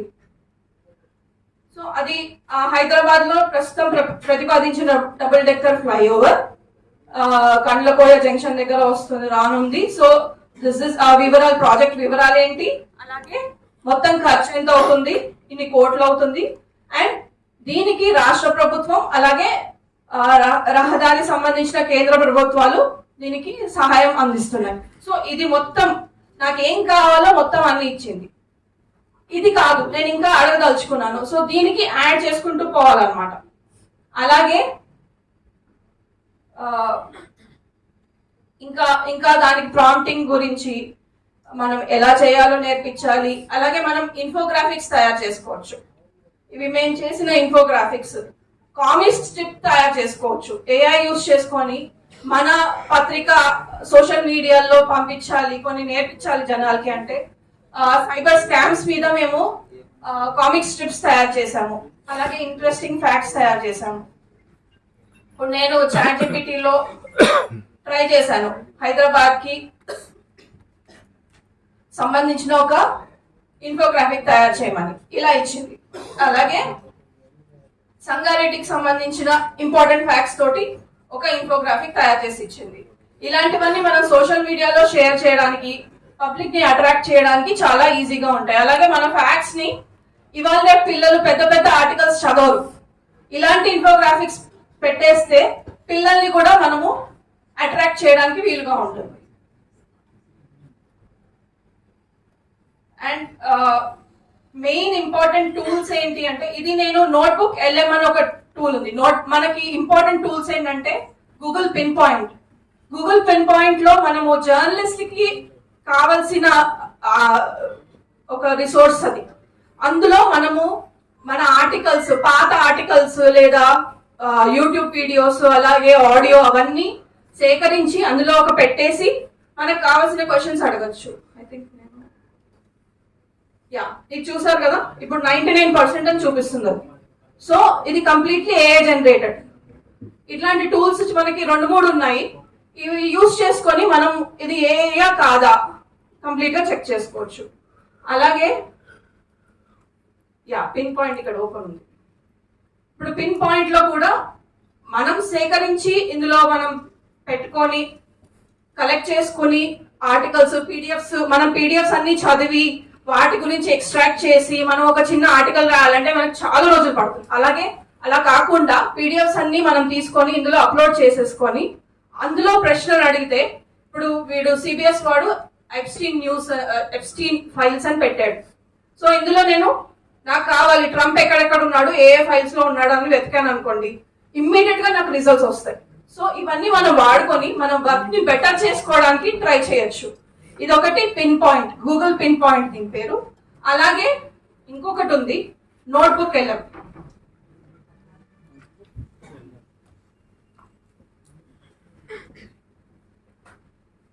ఇందులో ఏంటంటే నేను not only PDFs, not only documents, ఇందులో యూట్యూబ్ లింక్స్, ఇతర సోషల్ మీడియా లింక్స్ అన్ని ఇచ్చేయచ్చు. అలాగే దాన్ని కూడా సెర్చ్ చేయమని అడగచ్చు. దానికి నేనేమన్నానంటే గ్యాంబ్లింగ్ లేదా పిల్లలు సోషల్ మీడియా వాడుతున్నారు, సెక్యూరిటీ ఎట్లాంటిది, అలాంటివన్నీ నేను అడిగాను. సో అదే వెతికి నాకు రిలయబుల్ సోర్సెస్ నుంచి ఇన్ఫర్మేషన్ అంతా ఇస్తుంది. నేను ఒక ప్రశ్నను అడగచ్చు, తెలుగులో కూడా అడగచ్చు. తెలుగులో అడిగి ఇన్ఫర్మేషన్ అంతా తీసుకొని గ్యాదర్ చేసుకొని నేను ఒక ఆర్టికల్ తయారు చేసుకోవచ్చు. ఆర్టికలే కాకుండా నేను ఇట్లాంటి ఇన్ఫోగ్రాఫిక్స్ తయారు చేసుకోవచ్చు, వీడియో కూడా తయారు చేసుకోవచ్చు, పవర్ పాయింట్ ప్రెజెంటేషన్ కూడా తయారు చేసుకోవచ్చు. ఇందులో ఫీచర్స్ ఉన్నాయి. అది లోడ్ అవుతే నేను చూపిస్తాను, ఇంకా లోడ్ అవుతుంది. సో ఇదొక టూల్ అండి, మనకి చాలా పనికి వస్తుంది. ఇందులో తెలుగు ఫీచర్ కూడా చాలా బాగుంది కాబట్టి ఇది మనం యూజ్ చేసుకోవచ్చు. Perplexity, notebook LM, pin point, ఇవన్నీ నేను మీకు ఇప్పుడు చెప్పాను. అలాగే క్యాన్వా AI చాలా మంది వాడుతుండొచ్చు. ఇది క్యాన్వా చాలా ఈజీగా వీడియోలు తయారు చేసుకోవచ్చు, ఇమేజెస్ ఎడిట్ చేసుకోవచ్చు. 11 Labs అనేది 11 Labs అనేది ఆడియోస్ కోసం చాలా బాగుంటుంది. బట్ అవి సబ్స్క్రైబ్ చేసుకోవాల్సిన అవసరం లేకుండా ఫ్రీగా యూజ్ చేసేవి ఈ కొన్ని జెమినై, ChatGPT, నోట్బుక్ LM. ఇదండి నేను కొత్త నోట్బుక్ క్రియేట్ చేసుకొని ఇవన్నీ నేనే చేసుకున్నాను. అలాగే ఫ్రాడ్స్, స్కామ్స్ లో ఏం జరుగుతున్నాయి, ఇక్కడ నేను న్యూ సోర్సెస్ ని దాన్నే యాడ్ చేయమని చెప్పచ్చు. అలాగే నేను ఇక్కడ క్వశ్చన్ అడగగానే మొత్తం ఇన్ఫర్మేషన్ నాకు ఇస్తుంది. ఇక్కడ సైడ్ లో క్విజ్ తయారు చేసుకోవచ్చు, ఇన్ఫోగ్రాఫిక్, వీడియో ఓవర్వ్యూ, టాపిక్ మొత్తాన్ని మనకి అది ఓవర్వ్యూ చేసి ఇస్తుంది. సో ఇవన్నీ ఇంపార్టెంట్ టూల్స్.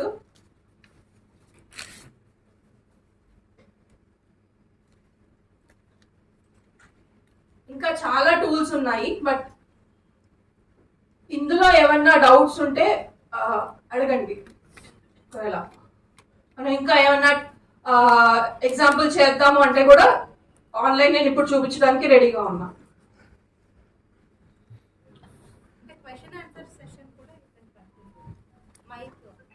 అలాగే పర్వాలేదు, అంతే.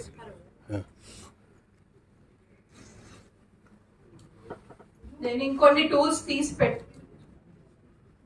మళ్ళీ అట్లనే ఏఐకి ఇది అబద్ధమైనప్పుడు దీన్ని బ్లాక్ చేయండి అని చెప్పొచ్చా మనం? దాన్ని అందులో అబద్ధమైనప్పుడు ఏఐలో మనకి దానికి మనం చెప్పలేం, కానీ రేటింగ్ చెప్పొచ్చు. ఇప్పుడు ఇది ఇచ్చింది, దీన్ని నేను థమ్స్ అప్, థమ్స్ డౌన్ చేయొచ్చు.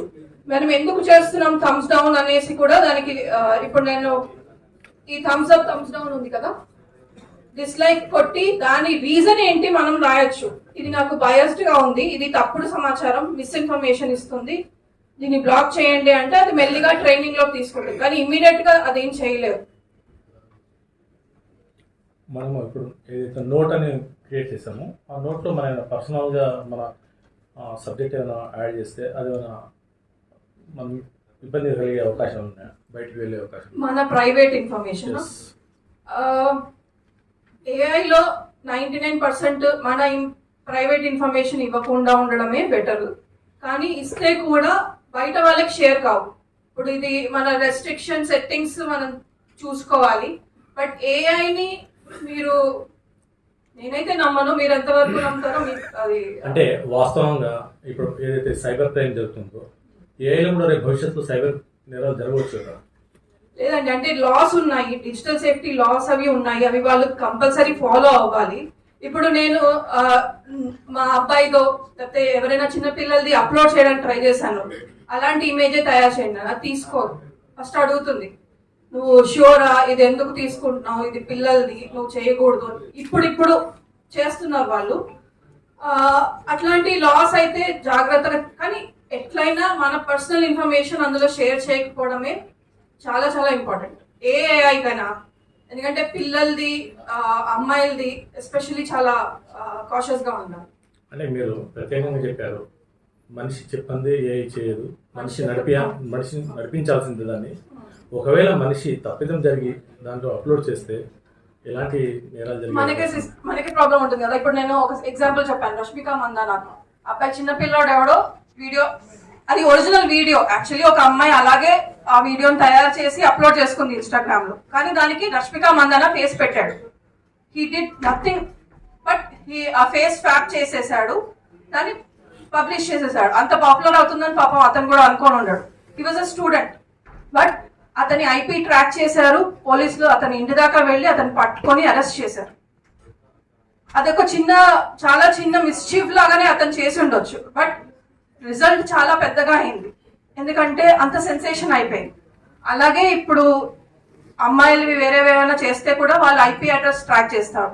నేను ఇలాంటి వర్క్షాప్లోనే ఒకటి నేర్చుకుంది ఏంటంటే ఇన్కాగ్నిటో అని అందరం వాడుతుంటాం, డార్క్ వెబ్, ఇంకాగ్నిటో ట్యాబ్ పెట్టంగానే ఒక సైబర్ సెక్యూరిటీ అఫీషియల్ అందరి ముందు చెప్పారు జర్నలిస్ట్కి, ఏంటంటే ఇన్కాగ్నిటో అని మీరు ఆన్ చేయంగానే మా ఇంటెలిజెన్స్ బ్యూరోస్ అన్ని అలర్ట్ అయిపోతాయండి మీరు ఏం చేస్తున్నారో అక్కడ అనేసి. అంటే ఎవరు వాచ్ చేయట్లేదు అని మాత్రం అనుకోకూడదు.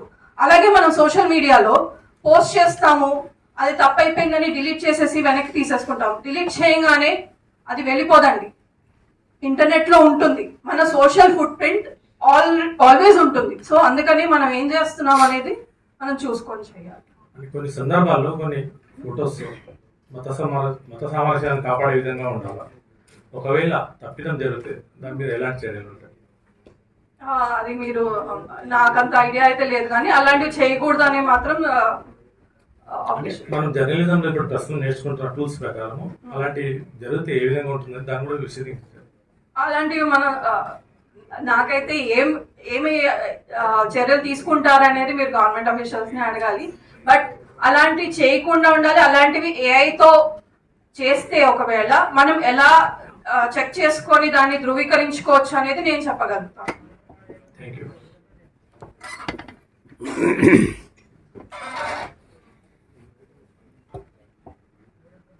ఇంకా చాలా ఉంది మనం చెక్ చేసుకుంది, కానీ ఇవాళకి మనం ఇది చేసుకుందాము. అలాగే టూల్స్ మీరు ట్రై చేయండి, తెలుగులో ఇవన్నీ టూల్స్ కూడా మనము చేసుకోవచ్చు. ఏమన్నా డౌట్స్ ఉంటే మీరు అడగచ్చు కూడా. ChatGPT ఒకటి ఫ్రీగా అందుబాటులో సౌకర్యంగా ఉన్నది ప్రజలకు. ChatGPT కూడా మిగతా ప్రో తీసుకోవాలంటే డబ్బులు కట్టాలి. ఒక లిమిట్ వరకు ఇస్తాడు, 4 ఇమేజెస్ మీరు తయారు చేసుకోవచ్చు డైలీ. దానికంటే పైకి వెళ్ళిందంటే దాన్ని మనం డబ్బులు కట్టాల్సి ఉంటుంది. అంటే వాస్తవానికి ఇది ఈ శిక్షణ అనేది క్షేత్రస్థాయిలో పనిచేసే జర్నలిస్టులకు ఇవ్వాలి. దాంతో పాటుగా కనీస అక్షర జ్ఞానం లేని మిత్రులు కూడా మా దగ్గర పనిచేస్తున్నారు జర్నలిజం. అలాంటి పదాలు కూడా రావు వాళ్ళకి. అలాంటి వ్యక్తులకు నేర్చుకోవాలని లాభం లేని కొద్దిగా క్రియేటివిటీ ఉండాలి, ఆర్టిస్టిక్ మైండ్ ఉన్న వాళ్ళకి ఇది AI పనిచేస్తుందని. మనకి తెలుగు స్పష్టంగా వస్తేనే కదండి మన పిల్లలకి. అలాంటి వ్యక్తుల గురించి ఎలాంటి ఈ AIలో ఏమైనా నైపుణ్యం ఉందా చెప్పడానికి? టూల్స్ నేర్చుకోగలుగుతారండి వాళ్ళు. అంటే ఏమైనా టూల్స్, స్పెషల్ టూల్స్ ఏమైనా ఉన్నాయా? ఇప్పుడు తెలుగు రాకపోయినా పిల్లలు అన్ని నేర్చేసుకుంటున్నారు. అసలు వాళ్ళకి మాట్లాడటమే రాదు ఇంకా, కానీ అన్ని టూల్స్ నేర్చుకుంటున్నారు. వాయిస్ ఎనేబుల్ లింక్ ఉంది కదా, ఎందులో అయినా వాయిస్ తో పదతాత్పర్యం అనేది ఉంటుంది, వ్యాకరణ శుద్ధి ఉండాలి. తెలుగు రాస్తే ఇంగ్లీష్ లో కూడా అసలు రాయక్కర్లేదండి, వాయిస్ తో సెర్చ్ చేసుకోవచ్చు. చెప్పే విధానంలో కూడా మనం మాట్లాడే నత్తి పోయినా కానీ ఆ పదాన్ని ఎక్కడికో వెళ్ళిపోతుంది. అది తప్పిదం జరుగుతుంది, కానీ మనం టూల్ కరెక్టే అనుకుంటాం, కానీ అది ప్రింట్ అయ్యేసరికి దాని వల్ల చాలా. అందుకే అండి మనం ఒకవేళ అంటే ఆర్గనైజేషన్ లెవెల్లో ఇది వాడుతున్నామంటే ఒకళ్ళకి ఇద్దరు సూపర్వైజర్, AI ఏంటి హ్యూమన్ ఇంటర్ఫేస్ అంటారు. ఒక హ్యూమన్ ఉండి దాన్ని చెక్ చేయడము, వీడియో అయితే ఎడిట్ చేసి దాన్ని ఏదైతే తీసుకోవాలో అదే తీసుకోవడము మనం ఎప్పటి నుంచో చేస్తుందే. మనం న్యూస్ చేయాలంటే దాన్ని ఎడిట్ చేస్తాము, టిక్కర్ వేస్తాము, థంబ్నెయిల్ పెడతాం, అన్ని చేస్తాం. అలాగే ఏఐని వాడి చేసుకోవాలి. బట్ మనం కూడా చెక్ చేసుకొని ఆ లాస్ట్కి వచ్చే అవుట్పుట్ మనం రిఫైన్ చేసుకోవాలి అంతే. అది మనకి స్కిల్ ఉండాలి. తప్పదు.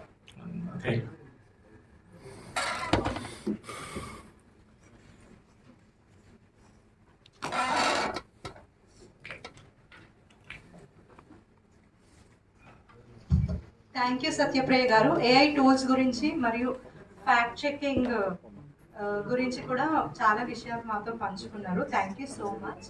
Now we will have felicitation of our distinguished speakers. I request our ADG Madam Srimati Shruti Patil garu and also another speaker Sajaya garu to please come on to the dais.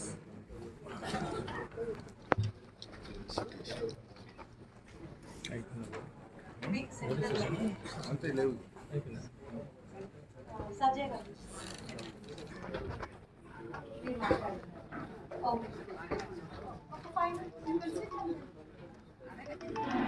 Sajay గారు share చేసుకున్న అంశాల పట్ల మీకు ఏమైనా అంటే సందేహాలు కానీ some questions ఏమైనా ఉంటే జెండర్ బైస్డ్ వాయిలెన్స్ గురించి ఇంకా మరిన్ని అంశాల గురించి చెప్పారు కదా. If anybody wants to have their opinion or feedback on this, మీరు మాట్లాడతారండి. నేర్చుకోలేని అంశాలను మీ ద్వారా నేర్చుకున్నాను. అదేంటంటే అంగన్వాడీ అంటే సమయానికి వస్తుందా లేదా అదే చూస్తున్నాం, కానీ 6 సంవత్సరాల లోపు బ్రెయిన్ ఎట్లా పెరుగుతుంది, అప్పుడు పోషకాహారం లేకుంటే నెక్స్ట్ వచ్చే జనరేషన్ ఎట్లా ఉంటుంది, దానిపైన మేము ఎట్లా స్పందించాలి. చాలా చక్కగా మేడం చెప్పారు. చాలా థ్యాంక్ యూ. ముఖ్యంగా ఏంటంటే ప్రతిదీ కూడా మానవీయ కోణంలో చూసినప్పుడే యాజ్ ఏ జర్నలిస్ట్ గా రాయగలను నేను అనుకుంటున్నాను. ఇంకా ఎవరైనా? మేడం, నా పేరు అబ్దుల్ బాసిద్, నేను బీఆర్కే న్యూస్ ఆఫీసర్. ప్రస్తుతం మీరైతే లింగ వివక్ష గురించి మాట్లాడారు జర్నలిజంలో ఏ విధంగా ఉంటే నేను భావిస్తున్నాను. అలాంటి వ్యక్తుల గురించి మీరు చెప్పింది చాలా సంతోషం. అంటే ఎలాంటి తప్పిదం చేయకూడదు, మనం తప్పిదం చేసే వ్యక్తుల్లో మనం ఉండకూడదు అని చెప్పి మీరు చెప్పారు కదా, దానివల్ల మేము చాలా thank you. Coming here for connecting session for our journalists. I also thank Satyapriya Garu for conducting her session in AI in journalism. Thank you, madam, so much. Yadagiri Garu, District President, Telangana Union Working Journalist, to please come on to the dais. మీరు ఏదైనా మాట్లాడతారా if you want? Madam గారు ధన్యవాదాలు. ఇప్పటిదాకా మనలో చాలా మంది మిత్రులు ప్రెస్ ఇన్ఫర్మేషన్ బ్యూరో గురించి అదొకటి మనకు ఉన్నదని తెలుసు, కానీ వాళ్ళు మనకు ఇంత అందుబాటులో ఉంటారని తెలియదు. వాళ్ళ ద్వారా మనకు పనికొచ్చే ఇంత సమాచారం దొరుకుతుందని, ప్రెస్ ఇన్ఫర్మేషన్ బ్యూరో ద్వారా ఏమేమి కార్యక్రమాలు జరుగుతున్నాయో కూడా అంటే నాకు కూడా ఈరోజే తెలిసింది.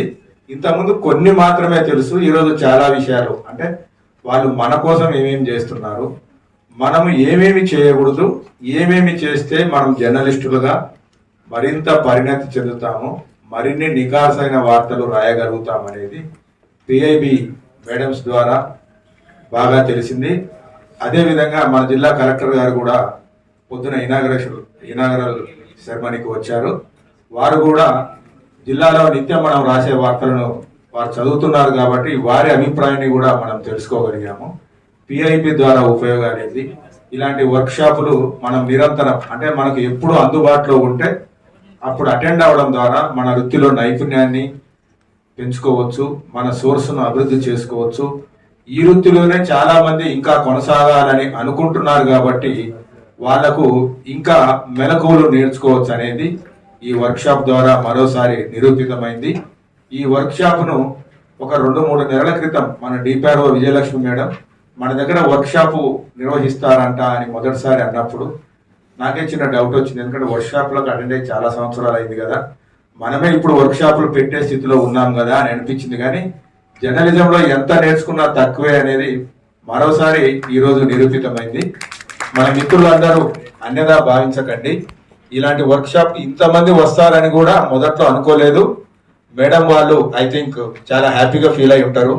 Sangareddy is the successful symbol, success destination అని నేను అనుకుంటున్నాను. I'm thankful to you madam. I request our Sangareddy DPR DPRO. Vijayalakshmi garu to please come on to the dais. Okay madam. నిజంగా తను చేసిన సహాయం మరవలేనిది. తక్కువ సమయంలో కూడా మిమ్మల్ని అందరినీ కోఆర్డినేట్ మీరు చేసి ఇక్కడ ఏర్పాట్లు చేయడానికి మాకు చాలా సహకరించారు. Actually also we had some issues with the place and ma'am, I request you. ఇక్కడ సంగట్లో ఒక రైతు బిడ్డ నోటి నుంచి విన్నట్టుగా అనిపించింది. అంటే ఒక మట్టి మనిషి చెబితే ఎలా ఉంటుందో మేడం చాలా బాగా చెప్పారు. ఎప్పుడో విన్నాం చాలా రోజుల క్రితం, అప్పుడెప్పుడో 94లో ఈనాడు స్కూల్ ఆఫ్ జర్నలిజంలో ఉన్నప్పుడు బూదరాజు రాధాకృష్ణ గారు ప్రిన్సిపల్ గారు ఉండే, ఆయన శిష్యుల్లో నేను ఒకరిని. అప్పుడు చాలా విపులంగా విన్నాము. ఇందాక మళ్ళీ ఇన్ని రోజుల తర్వాత ఓకే మనం కూడా క్లాస్కు మళ్ళీ అటెండ్ అయితే బాగుంటుందేమో, రీఛార్జ్ అవుతావేమో, రీ ఎనర్జీ వస్తుందేమో అనిపించింది మీరు మాట్లాడుతుంటే. మీరు ముగ్గురు కూడా చాలా విషయాలు మాకు విశదీకరించారు. మా జిల్లా తరఫున, మా మిత్ర బృందం తరఫున, మా వర్కింగ్ జర్నలిస్టుల తరఫున, మా గ్రామీణ ప్రాంత జర్నలిస్టుల తరఫున, మా సహోదరులు అందరి తరఫున మీకు పేరు పేరున ధన్యవాదాలు. మీరు ఇలాంటి సెమినార్లు, అదేవిధంగా మీరు వెనక పేజీలో మా ఇందాక ఈనాడు శివకు మా నీ మధ్య ఒక యాక్సిడెంట్ జరిగింది. అతనికి అంటే ప్రెస్ అకాడమీ తరఫున ఒక ప్రయత్నం ఏదో జరుగుతుంది. అలాంటి వాళ్ళకి ఇంకేమైనా ఉపయోగపడే సంక్షేమ పథకాలు కానీ, ఎవరికైనా ఎప్పుడు ఏ ఆపద వస్తుందో తెలియదు కదా. మా మిత్రులు ఎక్కడైనా ప్రమాదం జరగగానే ఒక చేతితో డ్రైవింగ్ చేస్తూ ఇంకో చేతితో సెల్ ఫోన్ మాట్లాడుకుంటూ స్పాట్కి వెళ్ళిపోతున్న వాళ్ళనే ఎక్కువ మందిని చూస్తుంటాం. ఆ క్రమంలో కానీ టెన్షన్లో కానీ చాలా మంది ప్రమాదాలకు గురవుతున్నారు. సహజంగానే ఉండే ఒత్తిడి వల్ల కూడా ప్రమాదాలకు గురవుతున్నారు. ఆరోగ్యాన్ని ఫలంగా పెట్టి, ఫ్యామిలీని ఫలంగా పెట్టి కూడా వార్తల కోసం వెంటాడుతున్నారు. మీ పిఐబి ద్వారా అంటే నాకు ఇచ్చిన ఫీడ్బ్యాక్ రిపోర్ట్ లో కూడా వీలైతే ఇంకొన్ని ఏమైనా వెల్ఫేర్ కానీ, ఇంకేదైనా యాక్టివిటీ కానీ, ఏదన్నా ఫైనాన్షియల్ అసిస్టెన్స్ కానీ మా వాళ్ళందరికీ ఏమైనా ఛాన్స్ ఉంటే చేయండి అని. అంటే మేము చేయగలిగేది అభ్యర్థన మాత్రమే కదా. ఆ అభ్యర్థన మీ ద్వారా అంటే నేరుగా ఎవరైతే ఇవ్వగలరో, ఎవరైతే చెప్పగలరో వాళ్ళకు చెప్పగలిగే అవకాశం మాకు వచ్చింది.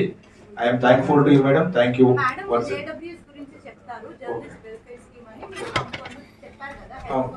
Okay madam, thank you madam.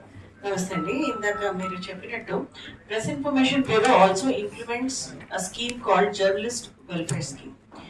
దీంట్లో ఇన్ ద సెన్స్ కి they give financial assistance about rupees 5 lakhs to a person who has died in the line of duty, and certain serious injuries are also concerned, because of which injuries the sole breadwinner being the journalist, their family is not able to survive, and who has died in the line of duty. Kani ఒకటి ఏంటంటే these people directly apply on the website, PAB website, where the journalist welfare scheme గురించి ఉంటుంది. And if required, we are always there to give you assistance how it has to be applied and all. But then the decision is taken at the headquarters. అన్ని states నుంచి ఇట్లా request వస్తాయి. కేంద్ర స్థాయిలో ministry of information broadcasting లో ఒక committee ఉంటుంది.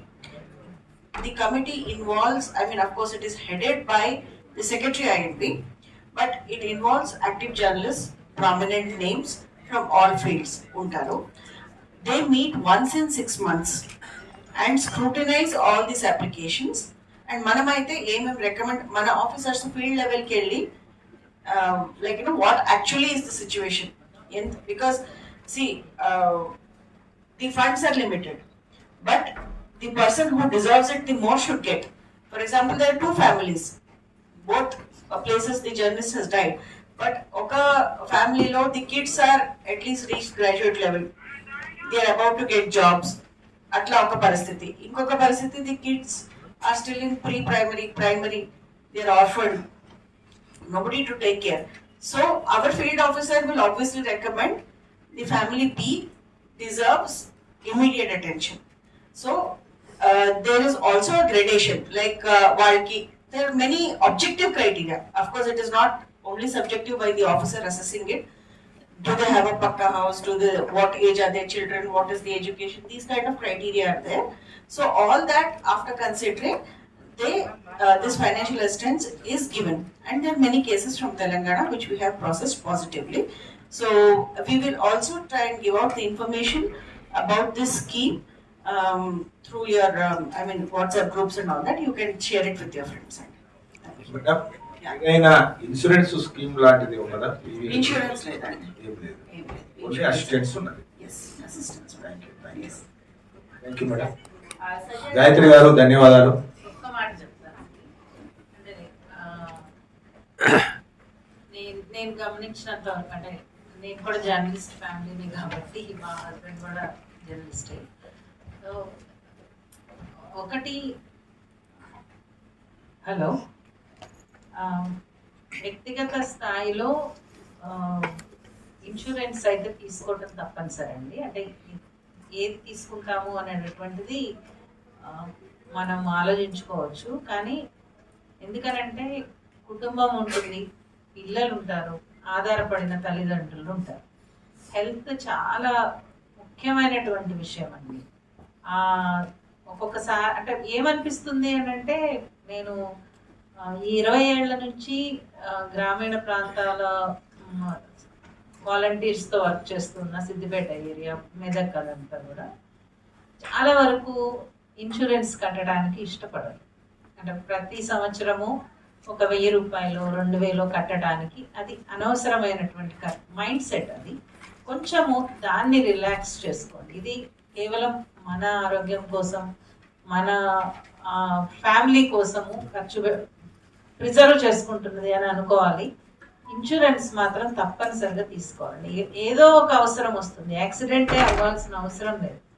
ఇప్పుడు మనం తినే తిండి ఏది కూడా ఆరోగ్యంగా లేదు, క్యాన్సర్లు పెరిగాయి, చాలా అనారోగ్యమైనటువంటి వాతావరణంలో మనం బతుకుతున్నాము, పొల్యూషన్ ఎక్కువైంది.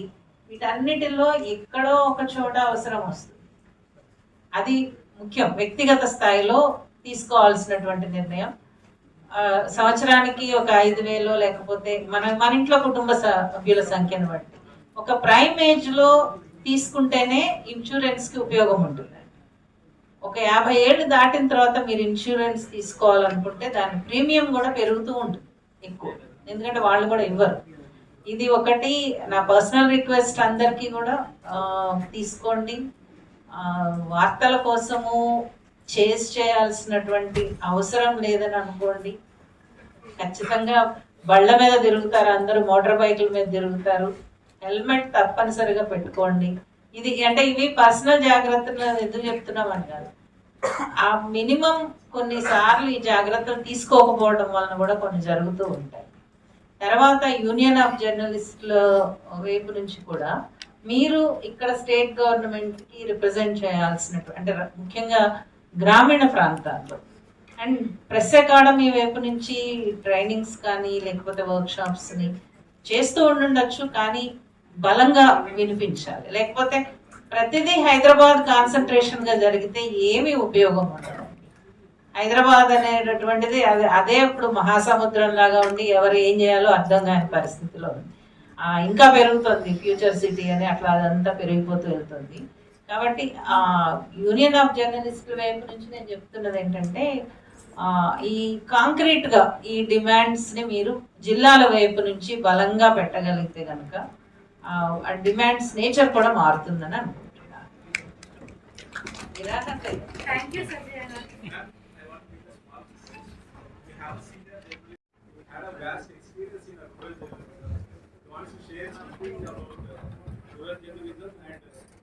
Digital divide and age challenges in what Kalvasan garu, please come on stage.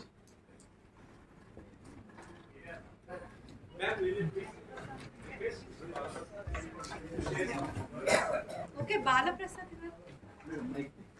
Mike, mouse. వెళ్ళండి స్టేజ్ పైకి వెళ్ళండి. అవి గ్రూప్ లో షేర్ చేస్తే అందరికి యూజ్ పంపించాను డిపిఆర్ గారికి ఇన్ కోర్స్ ఆఫ్ ఒక 5-10 minutes లో మీకు షేర్ చేస్తాను. Thank you. After the session నమస్తే. శృతి పాటిల్ మేడం గారికి, గాయత్రి గారికి, ప్రోగ్రామ్ ఆర్గనైజేషన్ కృతజ్ఞతలు. అయితే ఇప్పుడు మన జర్నలిస్ట్ మిత్రులు కూడా అందరూ ఏమంటున్నారంటే మేడం వాళ్ళ అభిప్రాయం ఇది మోర్ ఇంటరాక్టివ్ పెద్ద సెషన్ అంటే డే లాంగ్ సెషన్ ఏఐ పైన మరి ఫ్యాక్ట్ చెకింగ్ పైన ఒక 2-3 రీసోర్స్ పర్సన్ తీసుకుని అది మోర్ ఇంటరాక్టివ్ ఉండాలి. అంటే ఇమీడియట్ గా వాళ్ళతో దానికి నాకు ఒక ప్రామిస్ కావాలి అందరి నుంచి. అందరు ఉంటారా వన్ హోల్ డే? మన ఎక్స్పీరియన్స్ ఎట్లా అంటే మధ్యాహ్నం అయ్యాక మీకు మీ స్టోరీస్ ఉంటాయి, మీకు పనులు ఉంటాయి. Nobody stays back after lunch. This has been my experience. So if you promise me that you people will stay, then we can think about it. Yes, sure, madam. అలాంటి ఆన్లైన్ లో కూడా మీరు అట్లా No, but we prefer to come down in person. ఎందుకంటే that is where the interaction, because otherwise we all can sit in our AC chambers in Hyderabad. Why have we come all the way? That is because we want to see you all in person. This kind of personal interaction is required for us to strengthen that this thing. But we'll keep this in mind, and we can also think of it in the coming days. అలాంటి incidents ప్రతి ఒక్కరికి ఇప్పుడు రాష్ట్ర వ్యాప్తంగా తెలంగాణ రాష్ట్రంలో కాకుండా ఇతర రాష్ట్రాల్లో వాళ్ళకి ఏదో పారితోషికాలు దొరుకుతున్నాయో అలాంటి పారితోషికాలు ఇస్తే అలాంటి పరిస్థితి ఉండదు. ప్రాణజీవులుగా బతకాల్సిన పరిస్థితి కూడా ఉండదని నా రిక్వెస్ట్. దాని దృష్టి మీరు ప్రత్యేకంగా దీని మీద దృష్టి సారిస్తే మేము చాలా సంతోషం. And I think now we can. Is there anybody to give feedback still?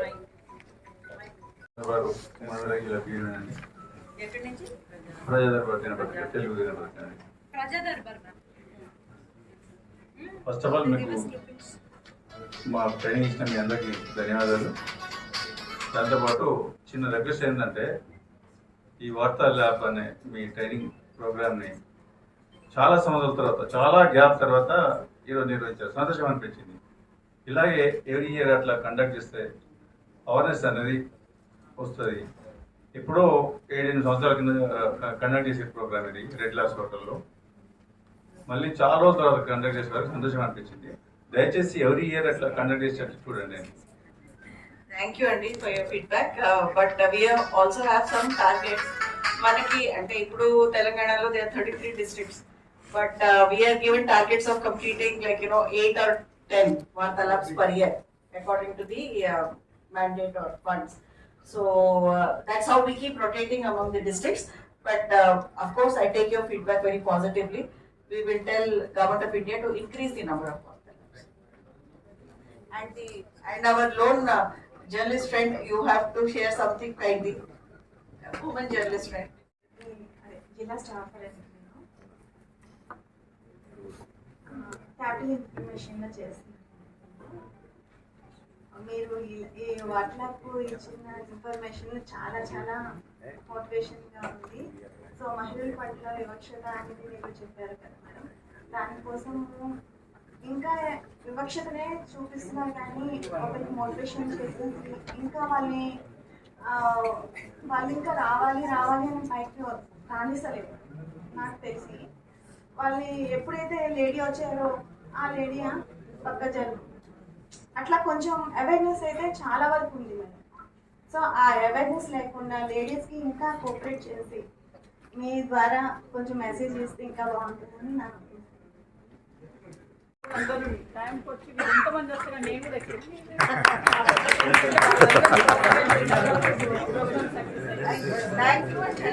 I request Yadagiri garu to please come on. I request District President Telangana Union Working Journalist to hand over shawl to our Additional Director General. So I want one from print and one from electronic media also to please come on to the dais so that we thank our madam. Because all the way ma'am has just come to interact with you.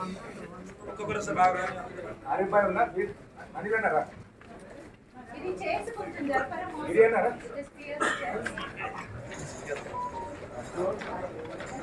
పోషకం శివరా only district స్టాఫర్లు అందరూ Thank you, ma'am, for your time and for your advice. Oh, and we are all representatives Okay, thank you so much. All our union representatives, please come on. Please come to the dais. దయచేసి రండి, అలా ఏం అనుకోవద్దు. మనం అందరం కూడా we are all under one tree. Ma'am, one more photo with all the other people who have joined us. మిగతా union journalist please come for having a pic with them.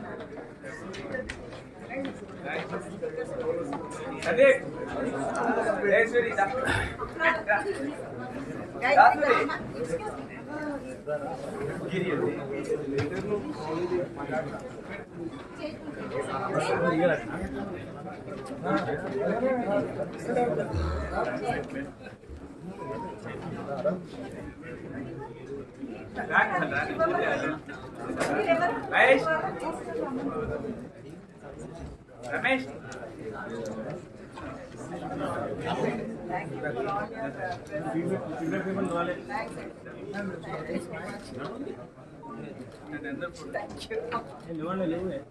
If anybody I missed, please don't mind. Em anukokunda you can come on to the dais. Thank